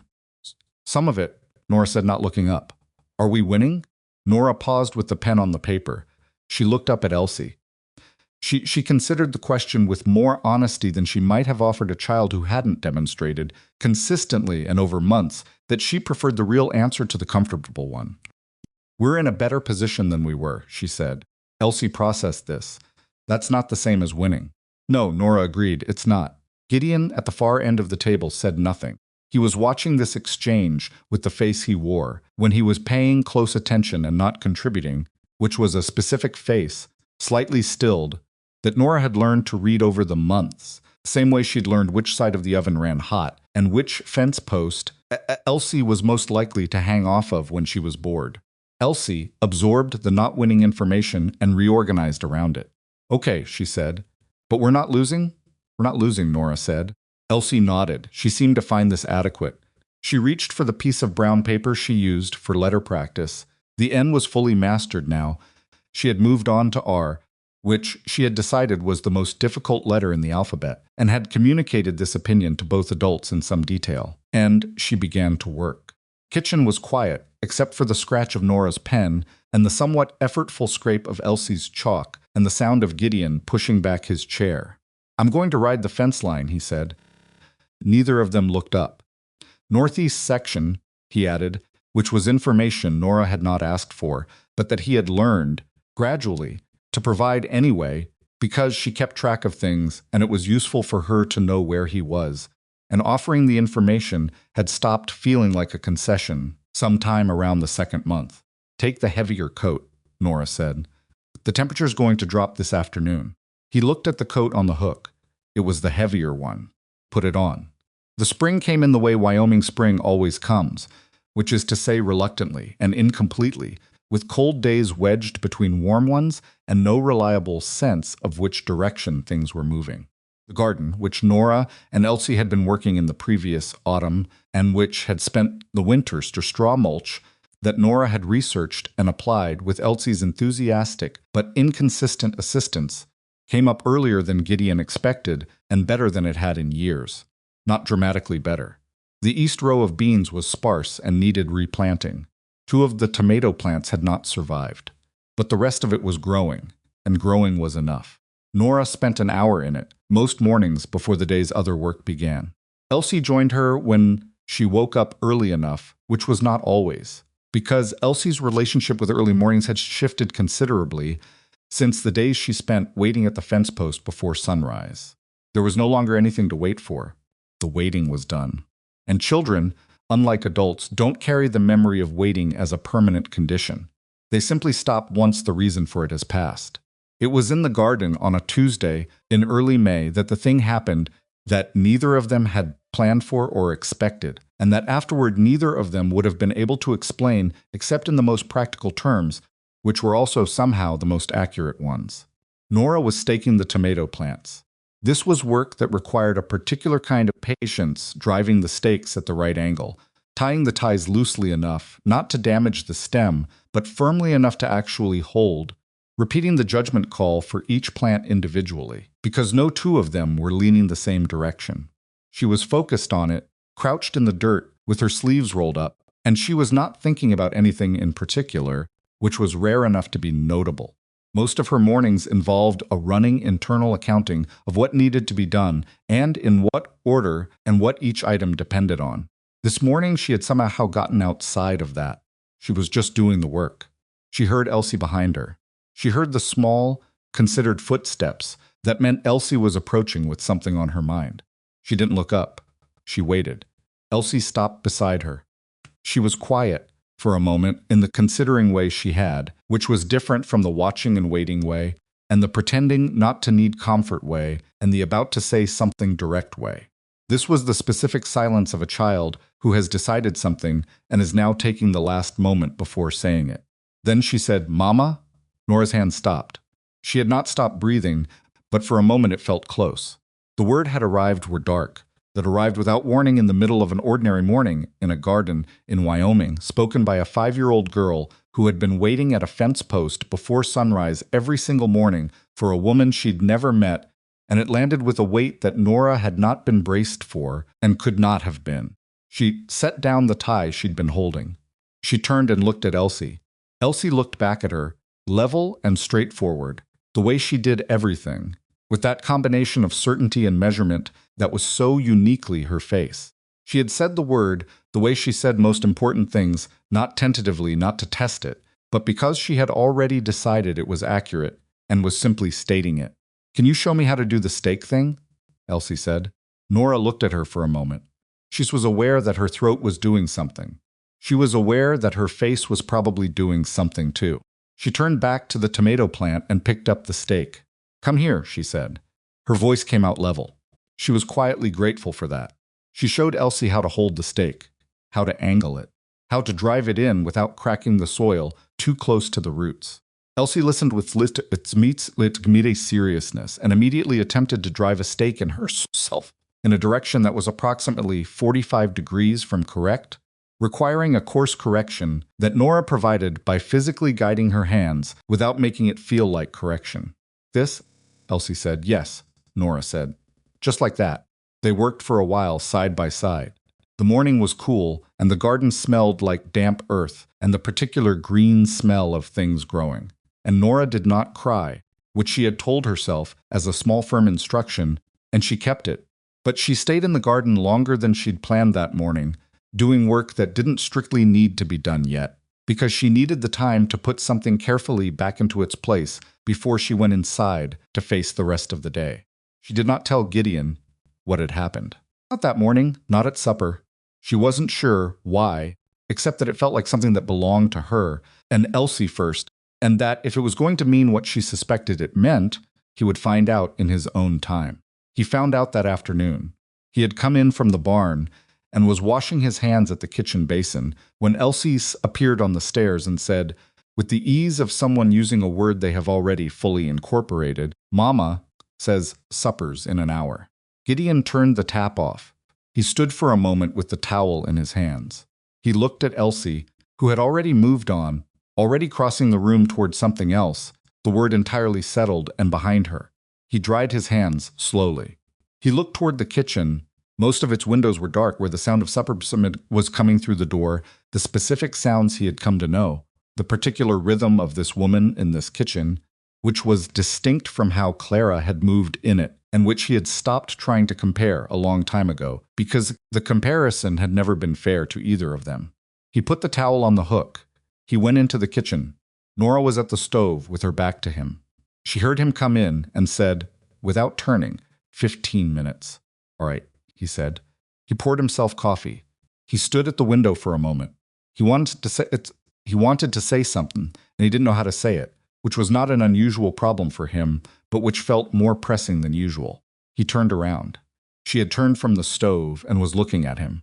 She had known, he realized, the moment she heard him come in, what Elsie must have said, or done, or not done, and simply been. She had been waiting for him to say something or not say something since he walked through the door, her face doing that particular thing it did when she was very careful, very still, very present, with something underneath it that she was managing in the way she managed things, which was efficiently and without announcement. "She called you Mama," he said. Nora looked at him. She said nothing. "I heard her." A pause. "This morning too," Nora said. "In the garden." He nodded slowly. He held the coffee cup in both hands. He was looking at her across the kitchen, this woman who had arrived at his rail station with a carpet bag and a hat box, and had spent the months since then systematically making herself necessary in ways that had nothing to do with practicality and everything to do with presence. And he was thinking about a 5-year-old at a fence post in the dark, and about a letter that had said child would eat first, and about the way a house sounds different when there is more than one adult moving through it. "Is that," he started, stopped, tried again. "Does that feel right to you?" Took a breath. It was a careful breath, the kind that means you are choosing your words inside it. "Yes," she said, "it does." He nodded. He looked at his coffee. "Good," he said, which was the wrong word, and also the only one he had that was true enough to say. He went back to the window. She went back to the stove. Elsie came through from the other room, sat at the table, and began explaining at considerable length her theory that one of the garden bean plants was growing crookedly on purpose, as an act of defiance, and neither adult corrected this theory, and supper was on the table in 12 minutes, not 15. Creel came back 6 weeks after Alderman's affidavit arrived. This time he came with a folder of documents and a specific expression, the kind a careful man wears when he has something to report, that is neither catastrophic nor uncomplicated. He sat at the kitchen table, which was becoming, Gideon had noticed, a kind of informal legal office, and he laid out the situation. The affidavits from Alderman Webb and Ferris, taken together with Gideon's own documentation of Meridian's approach, constituted what he believed was a coherent pattern of predatory land acquisition facilitated by access to provisional land claim records. He had been able, through a colleague in Cheyenne, to identify two similar situations in an adjacent county in the previous 3 years, both involving the same core method. He had not yet established a direct connection between Meridian and anyone inside the county land office, but the circumstantial evidence, specifically the speed with which Meridian had identified provisional claims and the accuracy of the legal language in their letters, was suggestive enough to be worth pursuing. He had filed a formal notice with the county attorney's office. County attorney, a man named Barish, who Creel described as cautious but not spineless, had agreed to review the materials. How long? Gideon asked. Barish will take 30 days to decide if it goes forward, Creel said. If he moves on it, a civil action could take a year, possibly more. And in the meantime, your certified claims are solid. Meridian's pressure campaigns stops being useful to them the moment they know a county attorney is looking at their methods. Creel looked at him steadily. My experience with companies like this is that they settle before it reaches a courtroom, if the cost of the fight exceeds the value of what they're after. Will they settle with Alderman? Nora asked. Creel looked at her. That's going to be the hard part, he said. Alderman sold. His claim is gone. What he has is a case for recovery of the difference between what he received and what the rights were worth, and he'd have to establish that Meridian's misrepresentation of the claim vulnerability directly caused that loss. He paused. It's possible. It's not simple. Nora was quiet. She looked at the table. Gideon knew, from months of watching her face, what she was doing running the calculation, the same way she ran any calculation, which was completely, and without letting the conclusion she wanted to land on, interfere with the one that was actually there. If the county attorney takes the case, does Alderman's situation get swept in? She asked. If Barish frames it as a pattern of conduct rather than an individual transaction, yes, it can. Creel looked at her. You've thought about this. I've been thinking about it since Alderman's letter arrived, she said. Creel was quiet for a moment. Then he looked at both of them. I'll need updated fee authorization if we're going forward with the county attorney phase. It's a different billing structure. Gideon and Nora looked at each other. That same brief look, same distance, same angle that had become, over the months.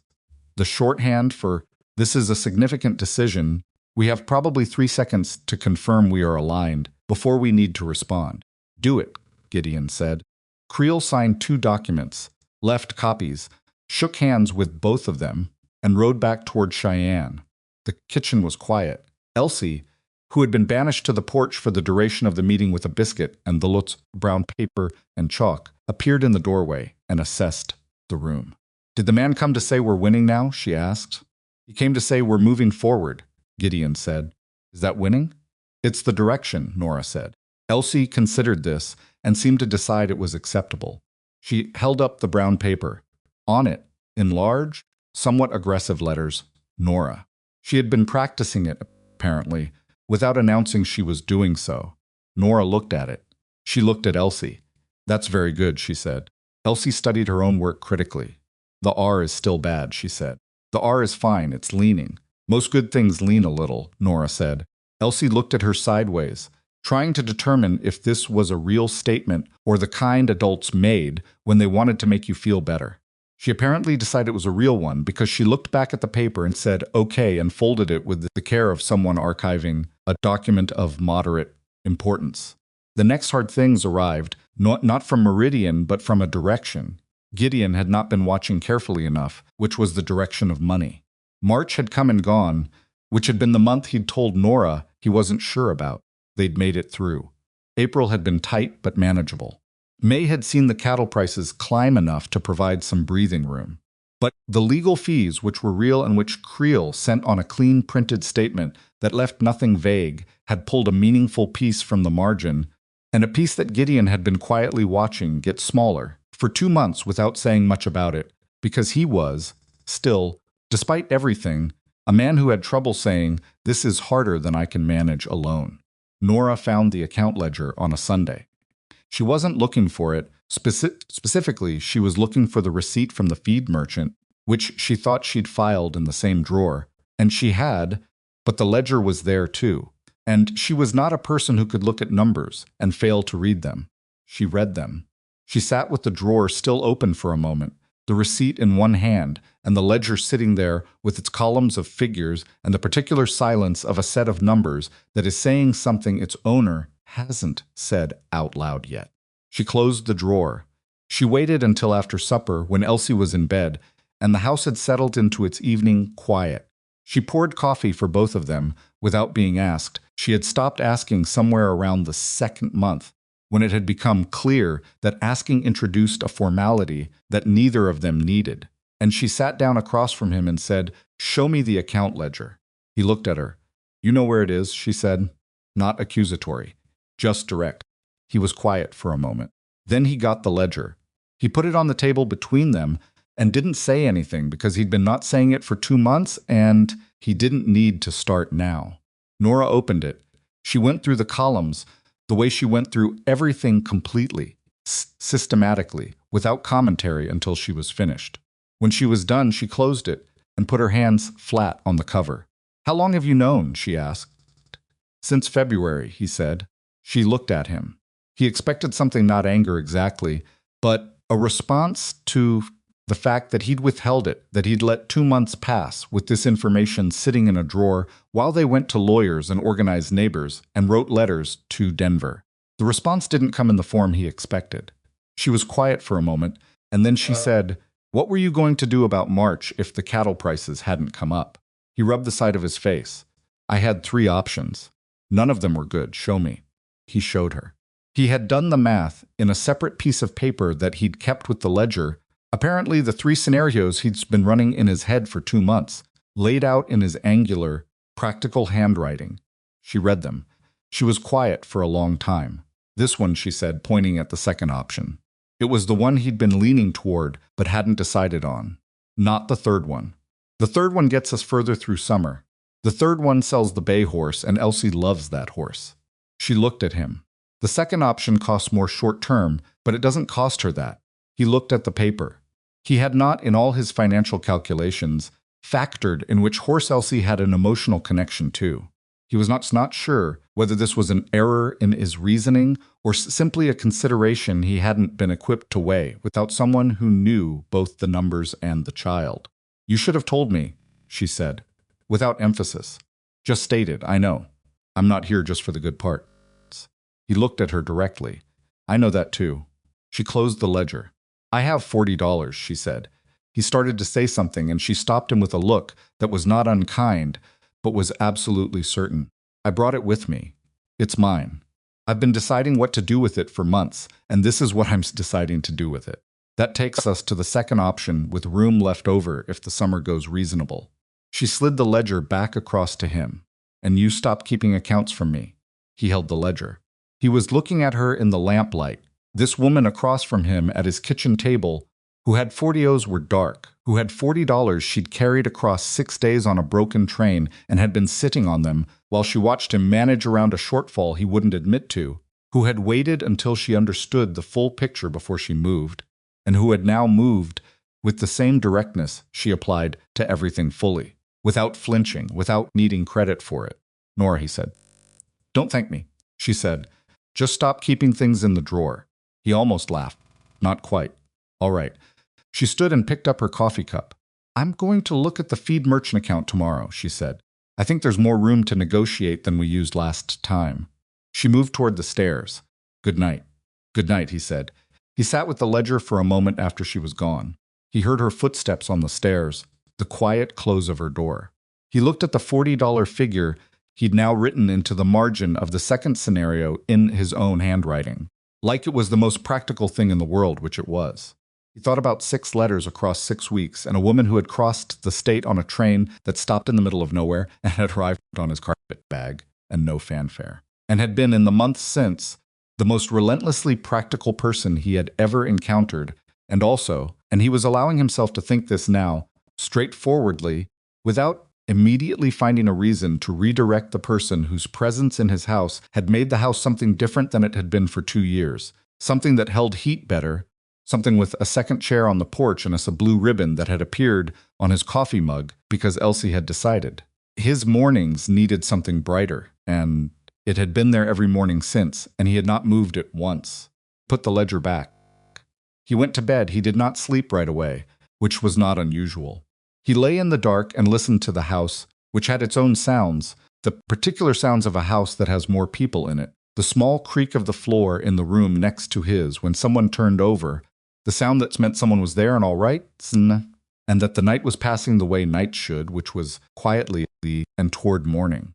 He thought, she has $40 she's carried for months, and she spent them on my ledger and told me to keeping things in drawers. He thought, I have not done right by her in this particular way, and I need to stop. He slept.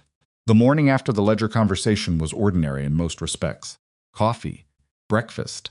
Elsie's R was improving, and she was now starting on the letter A, which she decided was less difficult than anticipated and was therefore suspicious.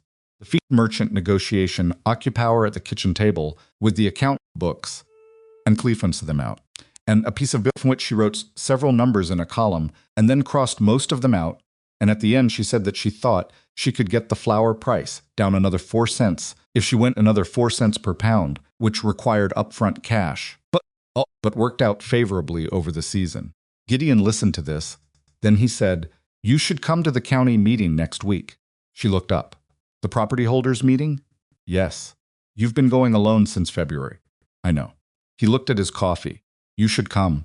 She watched him for a moment with the particular attention she gave to things she wanted to understand fully. Why? Because you know more about what's happening with Meridian than most of the men who'll be in that room, he said. And because it's your land, too. The last part sat between them for a moment.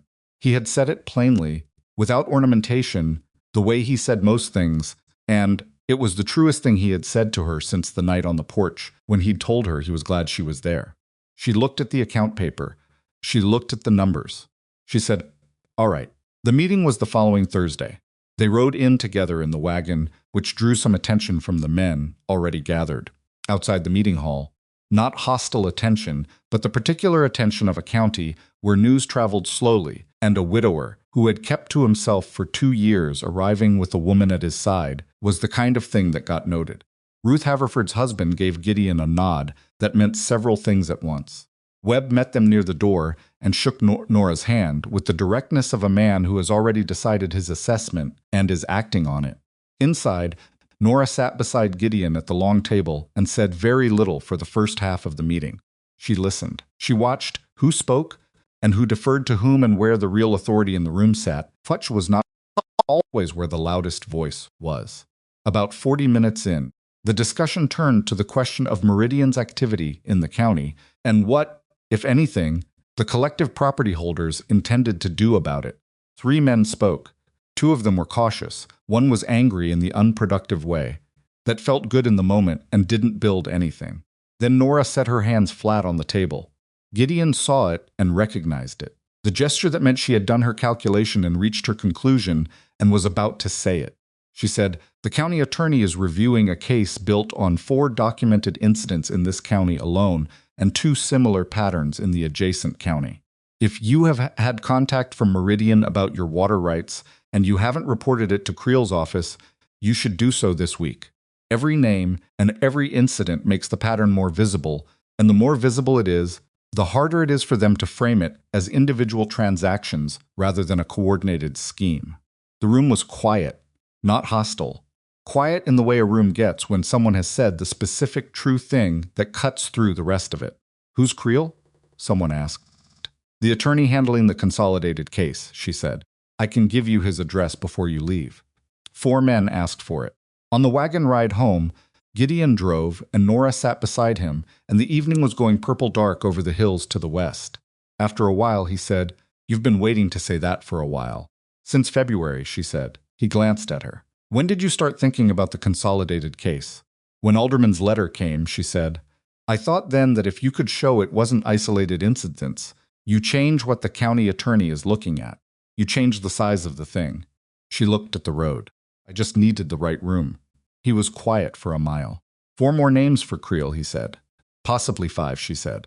The man in the 3rd row, near the window. He didn't ask for the address, but he wrote something down when I said the name. She paused. He'll come around. Gideon thought about the man near the window. He was right that the man had written something down. He hadn't noticed Nora noticing it. He drove. The horse knew the way home. The road was familiar under the wheels.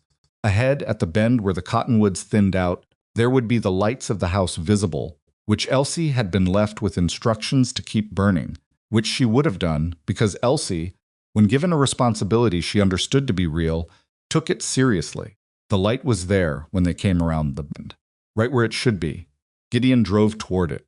Nora sat beside him in the cooling dark, her hands in her lap, watching the house come closer, and neither of them said anything for the last quarter mile, which was not uncomfortable, but was the particular comfortable quiet of 2 people who have been through enough together in enough months that silence doesn't need filling. The wagon stopped at the gate. Gideon climbed down and held out his hand, and Nora took it and stepped down, and they stood there for a moment in the yard with the house in front of them and the dark behind them, and the sound of Elsie's voice coming through the window, apparently talking to the cat she had recently adopted without fully asking permission, explaining something to it in the serious and detailed way. She explained things she considered important. She's going to keep that cat, Nora said. I know, Gideon said. He unlatched the gate. They went inside. The cat's name, according to Elsie, was Requirement. This was not a name either adult had suggested or would have suggested, but Elsie had arrived at it through a process. She explained at some length over breakfast, the morning after the county meeting, something about how the cat had shown up at the barn and required food and required a name, and therefore the name should reflect what it had done, which was require things. The logic was in its way, airtight. Nora had listened to the full explanation with a straight face. Gideon had looked out the window for a while.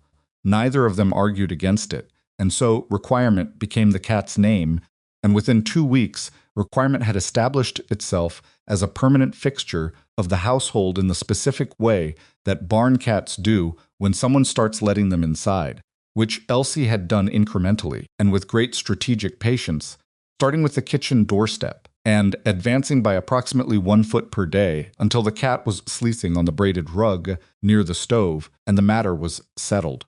The cat was a small orange thing with a torn left ear and strong opinions about where it wanted to sit, which was usually wherever was most inconvenient. It had decided, early on, that Nora was its preferred human, which Nora accepted with the same matter-of-fact practicality. She applied to most things that chose her. She did not make a fuss over it. She fed it when it was hungry and moved it when it was in her way and otherwise let it exist in her vicinity without comment. Elsie found this arrangement deeply satisfying for reasons she didn't fully articulate. Gideon suspected it had something to do with the fact that the cat's judgment confirmed her own. She had brought the cat in. The cat had chosen Nora, and therefore, Elsie's original assessment of both parties had been validated. This was a kind of logic he was coming to recognize as distinctly his daughter's.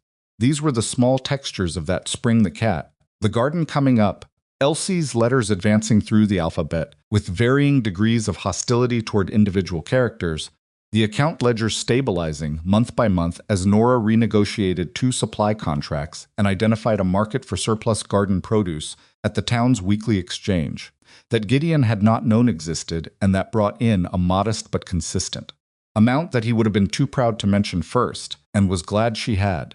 And underneath all of it, quieter but persistent, the legal case building in Creel's office in Cheyenne and Barish's office at the county seat, accumulating documents and affidavits and the names of men who had received letters from Meridian and had, now that there was a structure to receive them, begun to say so. Barish's decision arrived on a Friday in late June. He was moving forward. The county attorney's office was opening a formal investigation into the Meridian Cattle Partnership's land acquisition practices in the county, with specific attention to the pattern of provisional claim identification, contact, and purchase. He was not guaranteeing an outcome. He was not promising charges. Most of its windows were dark. He was saying that the evidence warranted a closer look by the appropriate authority, which in the dry language of a county attorney's letter was about as strong a statement as you were going to get. Creel sent a copy with a note that said, in his typically compressed style, "This is the right result at this stage. Do not celebrate yet. There is still a considerable amount of work to do." But the foundation held. Gideon read the letter standing at the kitchen table. He read it twice. Then he set it down and went outside and stood in the yard for a moment, not at the creek, just in the yard, in the morning sun that was coming in at a low angle from the east and making the grass bright. He stood there for a while, doing nothing in particular. Nora came out after a few minutes. She stood beside him. She had clearly read the letter from Creel over his shoulder before he went outside, because she said, without preamble, "Barish is careful. He'll take his time, I know. This isn't the end of it. I know that too." He looked at the fence line. At the cottonwoods along the creek, which were fully leafed out now, a deep ordinary green. At the 200 acres that were his, certified and clear, and not going anywhere. But it's something. She stood beside him. The morning was warm. Requirement appeared from somewhere near the barn and crossed the yard with the purposeful air of a cat who has an agenda, which it always appeared to have, regardless of whether it did. "How many names did Creel end up with?" Gideon asked. 11, she said. 12 if the man from the window comes forward. He wrote to Creel last week, but hadn't signed the formal affidavit yet. 11 names. 11 properties where Meridian had arrived uninvited with letters that dressed threats as offers, had used a gap in the land records that somebody had helped them identify, and had walked away with either a sale at below market value or a failed attempt that had cost the property owner time and fear and money they could not afford. And those were only the ones who had come forward. There were probably others who hadn't, either because they didn't know about the case or because they'd sold already and moved on and didn't want to look back. Gideon thought about aldermen in Denver, about those 2 daughters attending school, about a man who had made the best decision he could see at the time with the information he had, which was no information at all, because the information had been kept from him.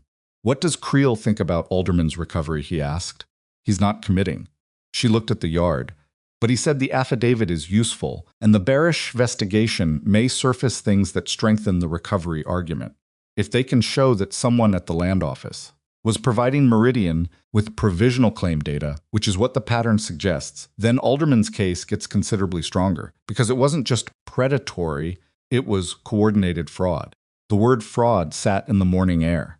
It was a real word with specific legal weight, and the fact that it was being used by a careful man like Creel meant something. "Someone at the land office," Gideon said, "or someone who had access to it," she said. "Creel doesn't think it was the current clerk.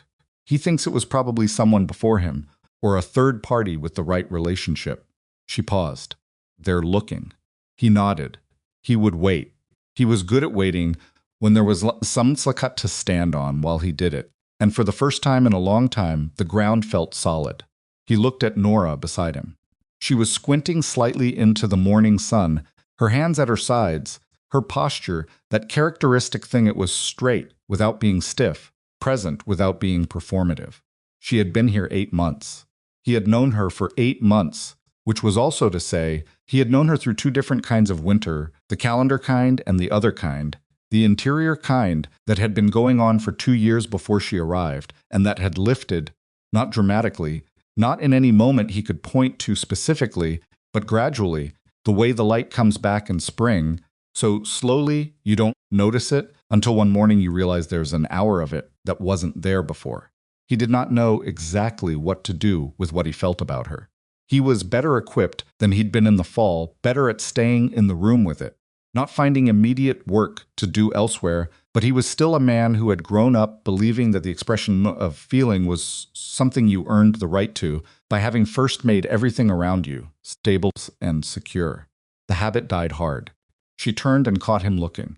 She didn't look away, and neither did he. It lasted 2 seconds, maybe 3, and then requirement walked between their feet, and the moment reorganized itself into ordinary morning. "I'm going to the garden," she said. "I'll check the east fence," he said. They went their separate ways.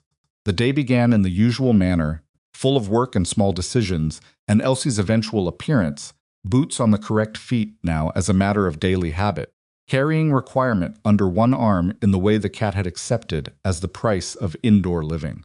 It was Webb who finally said the thing out loud, which was appropriate, because Webb was the kind of man who said the things other people were thinking and not saying, not from lack of tact, but from a belief that directness saved time. It was a Saturday in mid-July. Gideon had ridden over to discuss the latest communication from Creel, something that required the neighbors to co-sign an updated affidavit, and Webb had asked after Nora, as he had taken to doing, and Gideon had said she was well, as he had taken to answering, and then Webb had looked at him in the considering way he had and said, "You know what your problem is." Gideon looked at him. "You're waiting until everything is settled," Webb said. "The legal case, the accounts, the spring, the summer, probably the next 3 harvests. You're waiting for the moment, when there's nothing left to be uncertain about, before you say what you should say to that woman." Gideon picked up his coffee cup. "You've been talking to your wife. My wife talks to Ruth Haverford. Ruth Haverford talks to Nora." Webb spread his hands. "County.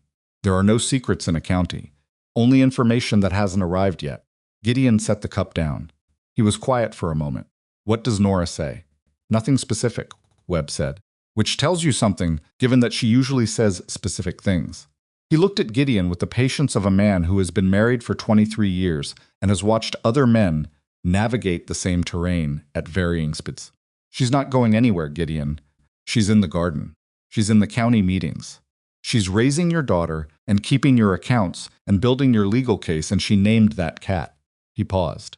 "Well, Elsie named the cat, but you understand what I'm saying." Gideon understood what he was saying. "I'm not good at he started." "Nobody is," Webb said. "You do it anyway." He rode home thinking about that.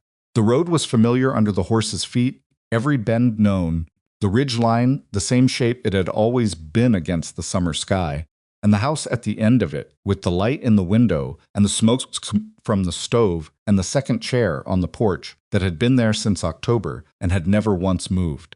He pulled the horse to a stop before he reached the gate. He sat there for a moment. Just sat. He thought about Clara. He did this less often now than he had a year ago, and the quality of it had changed less, like pressing on a wound, more like touching the edge of something that had healed, that would always be there, that didn't need to be hidden or apologized for or explained.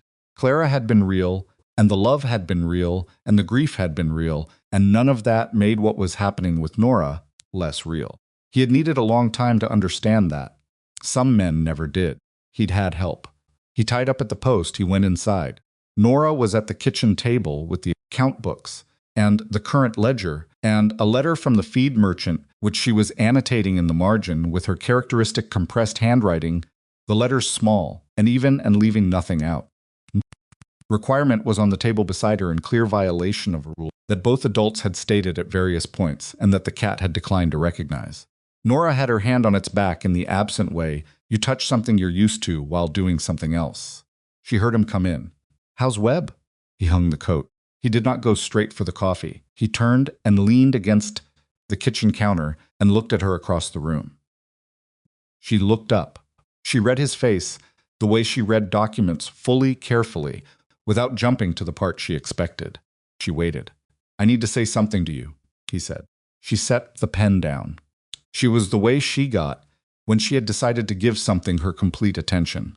He said, "When I wrote the advertisement, when I arranged for this, I told myself it was practical. I told myself I was doing it for Elsie, which was true. But somewhere between that first letter and now, it became something else, and I have been—" He stopped. He had planned further than this. "I've been doing what I always do, which is waiting for everything to be settled before I say the thing I should say. And I don't think it's going to be settled. I think there's always going to be something the case. The accounts, the fence, the weather. I think that's just the nature of this." He looked at her. "So I'm saying it now, while there's still March to get through next year and an unresolved legal case and a cat that ignores every rule in this house." Nora looked at him. She hadn't moved. "I love you," he said. "That's the thing I should have said months ago." The kitchen was quiet. Requirement made a small sound and resettled itself on the account ledger, which Nora did not remove it from. She said, "I know." Then, before he could interpret that, "I mean I've known. For a while. She looked at the table, then back at him. I was waiting for you to know. He stared at her for a moment. How long have you known? Since February, she said. Which was, he realized, also when she'd noticed the account ledger, when she'd given him the $40, when she'd told him to stop keeping things in drawers. Maybe before. He stood there in the kitchen doorway. And you didn't say anything. It wasn't mine to say first, she said. Some things a person has to arrive at on their own time. You can't be told into it. She looked at him steadily. You got there. He crossed the kitchen. He stopped in front of her, close enough that Requirement regarded him with mild interest, and then went back to sleep. Put his hand on her face, which was not a gesture he had made before, and she turned into it slightly, just slightly, in the way of someone who has been holding very still for a very long time. You're a very patient woman, he said. I'm a practical woman, she said. Patience is just practicality over time. He kissed her. She kissed him back, without any of the tentativeness that might have been there if this moment had come in the first weeks, or even the first months. It was not a tentative moment. It was two people who had been walking in the same direction for 8 months and had finally stopped pretending they were doing it for reasons other than each other. Elsie appeared in the doorway from the hall. She looked at the two adults. She looked at them for a moment, with the full force of her assessment, that specific gaze that missed nothing, and concealed that it had missed nothing. Then she looked at Requirement, asleep on the account ledger. Is Requirement allowed on the table now? She asked. Neither adult answered immediately. I'll take that as yes, Elsie said, and went back the way she'd come. The bearish investigation took 11 months. Creel had estimated 12 to 14, so 11 was better than projected, which Nora noted without making a celebration of it, because she had learned from Creel that premature celebrations in legal matters tended to be followed by corrections that were disproportionately deflating. What the investigation found, when it concluded, was this: a former records clerk at the county land office, a man who had worked there for 4 years and left the previous autumn, ostensibly for a better position in another county, had been providing Meridian with a list of provisional claim filings that had not yet received secondary certification. He had been paid for this, not lavishly but consistently, over a period of approximately 2 years. He had identified 23 properties in the county. 11 of those properties had received contact from Meridian. Of the 11, 7 had sold. The 7 who sold, 4 had done so at figures that Barish's office determined were below fair market value, given the certified worth of their water rights. Gideon was not one of the 7. Neither were Webb, Ferris, or Oduya. Alderman was. The civil action that followed was not simple and was not fast and was not, in the end, everything that anyone had hoped for, which is the honest account of how legal proceedings tend to go when they are measured against what justice would look like in a world where justice arrived cleanly and completely. What it was real. Meridian's principals agreed to a settlement with the county, not an admission of guilt in the formal sense, but a payment that Barish described as significant and that Creel described, in his characteristic understatement, as adequate. 4 of the 7 who had sold received partial recovery. Alderman received 73% of the difference between what he'd been paid and what his water rights had been assessed at. It was not the full amount. It was not nothing. Creel sent a letter that laid out the final figures with the same clean precision he applied to everything. He noted at the bottom, in what passed for warmth in his correspondence style, that this had been one of the more coherent cases he'd worked in his practice, and that the early organization of documentation had materially contributed to the outcome. He did not specify who had done the organizing. He didn't need to. Gideon read the letter at the kitchen table. He read it out loud, not all of it, but the relevant parts, while Nora sat across from him and Elsie sat beside her eating a biscuit that was not a bribe for anything specific, but that she had negotiated for on general principle. When he finished, the kitchen was quiet for a moment. Then Elsie said, "Is Alderman getting his farm back?" "No," Nora said. "He can't get the farm back, but he's getting some of what it was worth." Elsie thought about this carefully. The way she thought about things she found genuinely troubling. "That doesn't seem right," she said. "If someone takes something from you, you should get the whole thing back." "Yes," Nora said. "You should. But the world doesn't always work that way." "Why not?" It was the kind of question that didn't have a good answer, which was different from not having any answer. Nora looked at her daughter. She had been thinking of her as her daughter for months now, privately, and the word had stopped feeling like something she needed to check, and she said, "Because the people who take things have resources, and resources slow things down, and by the time the law catches up, some of what was taken is already gone." She paused. "But Alderman knows what happened to him was wrong. It's been said clearly, officially, where it can't be taken back. And he has something back that he didn't have before." She looked at her hands. Sometimes that's what justice looks like. Not enough, but more than silence. Elsie processed this. She finished her biscuit. "I think he should get the rest," she said. "So do I," Nora said. "But sometimes you take the 73% and you go on." Gideon was looking at Nora across the table. He was thinking about her father's farm in Kansas, the one that had been lost and never recovered, the wound she still pressed on, sometimes without meaning to. He was thinking about what it had cost her to sit in this county, in this house, and build a case for other people's recovery when she had never gotten one herself. Not in any formal sense, not in any sense the law had provided. He said, "Your father never got anything back, did he?" It wasn't quite a question. She looked at him. "No," she said. "He didn't. And you still did all of this." She was quiet for a moment. "I did it because I knew how to," she said, "and because someone should." She looked at the window. "My father's land is gone. That's done. But there are things you do that don't get the original thing back and still matter. Still change what happens next." She looked at the table. "Alderman's daughters are in school in Denver. That's because he had the money to move them and start over. The 73% lets them stay in school." She paused. "That matters." Gideon sat with that. He thought about choices made without clear returns. About a woman who had carried $40 across 6 days on a broken train, who had reorganized a household and renegotiated supply contracts and written letters to Cheyenne and organized 4 nervous men around a kitchen table in the middle of Wyoming winter, not because any of it guaranteed anything, but because she knew how, and someone should, and the alternative was silence. He thought that he had been very lucky. Not in the way people meant when they said it easily, but in the specific, unearned, difficult to articulate way of a man who had been in the right place at the right moment and had been given something he had not deserved by any logical accounting, but that he intended to spend the rest of his life being worthy of. He stood up. He went around the table and he kissed the top of her head, which was something he had started doing some months back, without announcing it as a thing he was going to do, which was how it needed to happen, quietly, as part of the daily fabric. Nora reached up and put her hand briefly on his arm. Requirement appeared from under the table and sat on Gideon's foot. "Requirement," Gideon said. The cat looked up at him. "Get off my foot." The cat looked down at his foot, looked back up, did not move. Elsie watched this. "He's decided he likes you now," she said. "I don't recall asking him to." "That's when cats decide," she said, with the authority of someone who had spent several months studying the subject. "When you stop asking."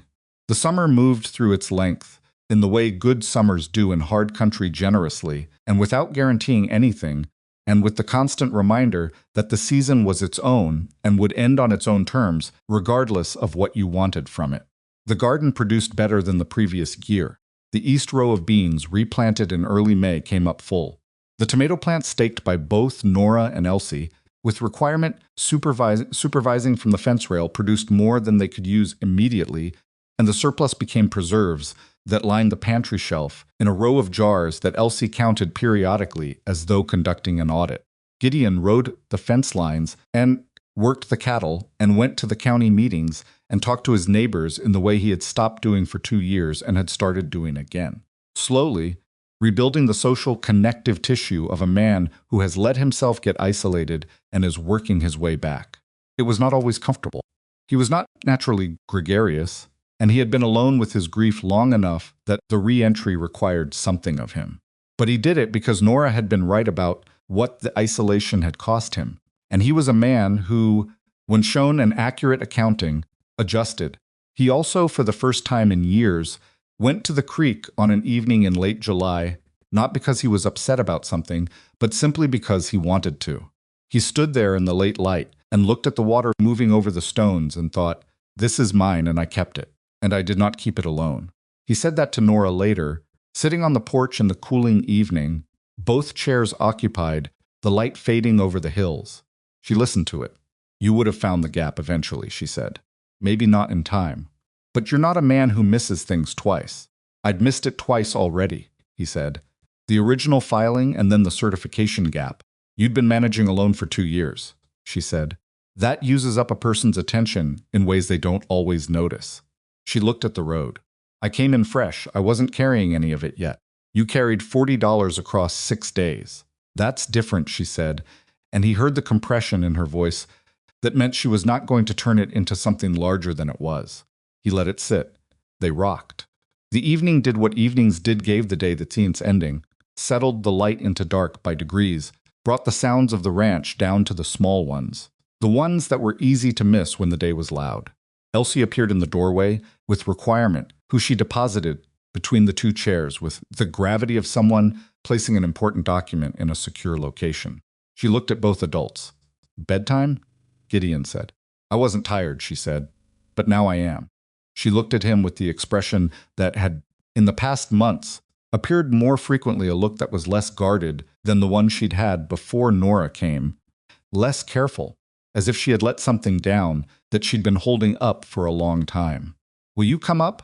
In a minute, he said. She looked at Nora. Yes, Nora said. Go get in. Elsie went. They sat for a moment longer.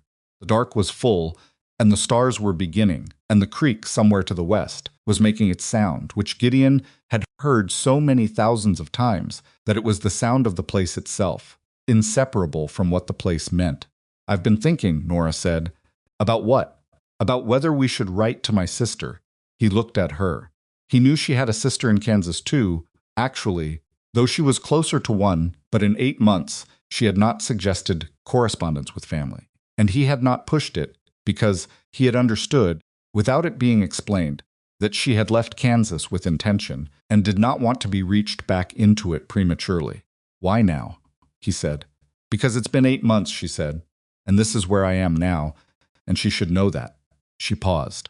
Also because she has a good sense of humor, and I've been hoarding that particular resource for long enough. He almost smiled. Write the letter. She looked at him. You don't mind? It's your family, he said. Write to whoever you want. Invite them if you want. He meant it, and she could tell he meant it, which was the reason she had waited 8 months to ask long enough to know that when the answer came it would be real. Maybe next spring, she said, not committing to it, just placing it somewhere within reach. Next spring, he agreed. He stood. He held out his hand, and she took it not to be helped up, but because it was there and it was his, and this was how they moved through the evening now, without making it mean more than it was, and without making it mean less. They went inside. What stayed with Gideon, afterward, through all the months and years that followed, was not the moment the bearish case settled, or the morning the certified claim came back stamped, or even the night on the porch when he'd finally said what he should have said months earlier. What stayed with him was smaller than any of those things and more durable. It was a Tuesday morning in late August, the summer still heavy, but with the first suggestion of autumn underneath it, the light coming in the kitchen window at a lower angle than it had in June, and the 3 of them at the kitchen table in the ordinary mess of a weekday morning coffee cups and account books and the brown paper Elsie's.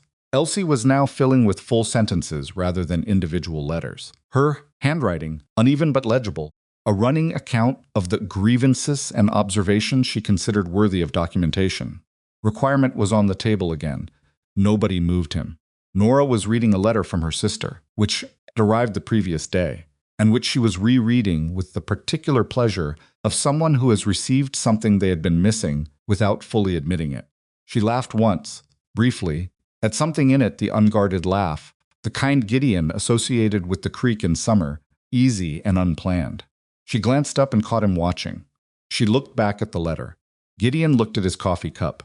At the blue ribbon Elsie had tied around it in February, worn and faded now, but still there. Still tied, because neither of them had taken it off, and it had become part of the cup, part of the morning. He thought about a 5-year-old in worn boots standing at a fence post before sunrise, day after day, waiting for a woman she had never met. He thought about what Elsie had been waiting for, and whether she'd known, in the children sometimes know things they don't have the language for yet, that What was coming was not just a practical arrangement, but something that would change the shape of her life at its foundations. Something that would give her the word mama to use without explaining what she meant by it. He thought about a train 6 days late, and a carpet bag and a hat box, and a woman who had stepped off a platform into a life she hadn't lived yet and had begun, immediately and without ceremony, to build it. He was not a man given to conclusions delivered neatly, but he had one, sitting at that kitchen table, and it was this, that the things that lasted were not the things that went right from the beginning. They were the things that went wrong and got worked on. Anyway, the provisional claim, the tight accounts, the 2 years of silence before the second chair appeared, careful and imperfect process of learning to trust a person and then trusting them, which was not the same thing, and happened in that order for a reason. What lasted was the work, not the grand work, not the legal case, or the fence line or the water rights, though those mattered and were real. The daily work. The coffee made before the other person was awake. The ledger shown when you didn't want to show it. The $40. Isetsi. The letter answered and answered again until the distance between two people closed enough that they were sitting at the same table eating breakfast and not having to explain themselves to get there. He had been given a second life that he had not asked for and had not believed he deserved and had built anyway. One ordinary day at a time, with a woman who was more capable than he'd had the imagination to hope for and more present than he'd let himself plan on. And a daughter who had waited at a fence post before sunrise 6 mornings in a row and had been right to wait. The ranch was still hard country. The winter would come again as it always came, cold and indifferent, and the cattle prices would move in whatever direction they moved, and the fence lines would need checking, and the accounts would need balancing, and next spring Nora's sister might visit, and they'd have to figure out where to put another person in a house that was not large. These were not small things. They were the texture of the life, and the life was not easy, and that was not the same as the life being wrong. The second chair was on the porch. The blue ribbon was on the coffee mug. Elsie was writing, in her improving and emphatic hand, a sentence that Gideon leaned slightly sideways to read. Today requirement sat on the accounts, and Mama moved him 3 times, and he came back every time, which I think means he is correct, Nora said, without looking up from her sister's letter. I can see you reading that. I wasn't, Gideon said. You were tilted, she said. Elsie looked up from her paper. He does that, she told Nora. I know, Nora said. She turned the page of the letter. I've noticed. Gideon drank his coffee. He looked out the window at the morning coming in, ordinary and sufficient, the hills the same shape they'd always been, the creek where it had always been, the road where it came around the bend and disappeared toward the rest of the world, which was large and complicated and not always fair, and which began, for the 3 of them, right here. He set the cup down. The blue ribbon held. The morning went on in the way all good mornings do without announcement, without asking anything particular in return, giving itself 1 hour at a time to the people willing to sit in it, and let it be enough. It was enough. It was more than enough. It was exactly what it needed to be.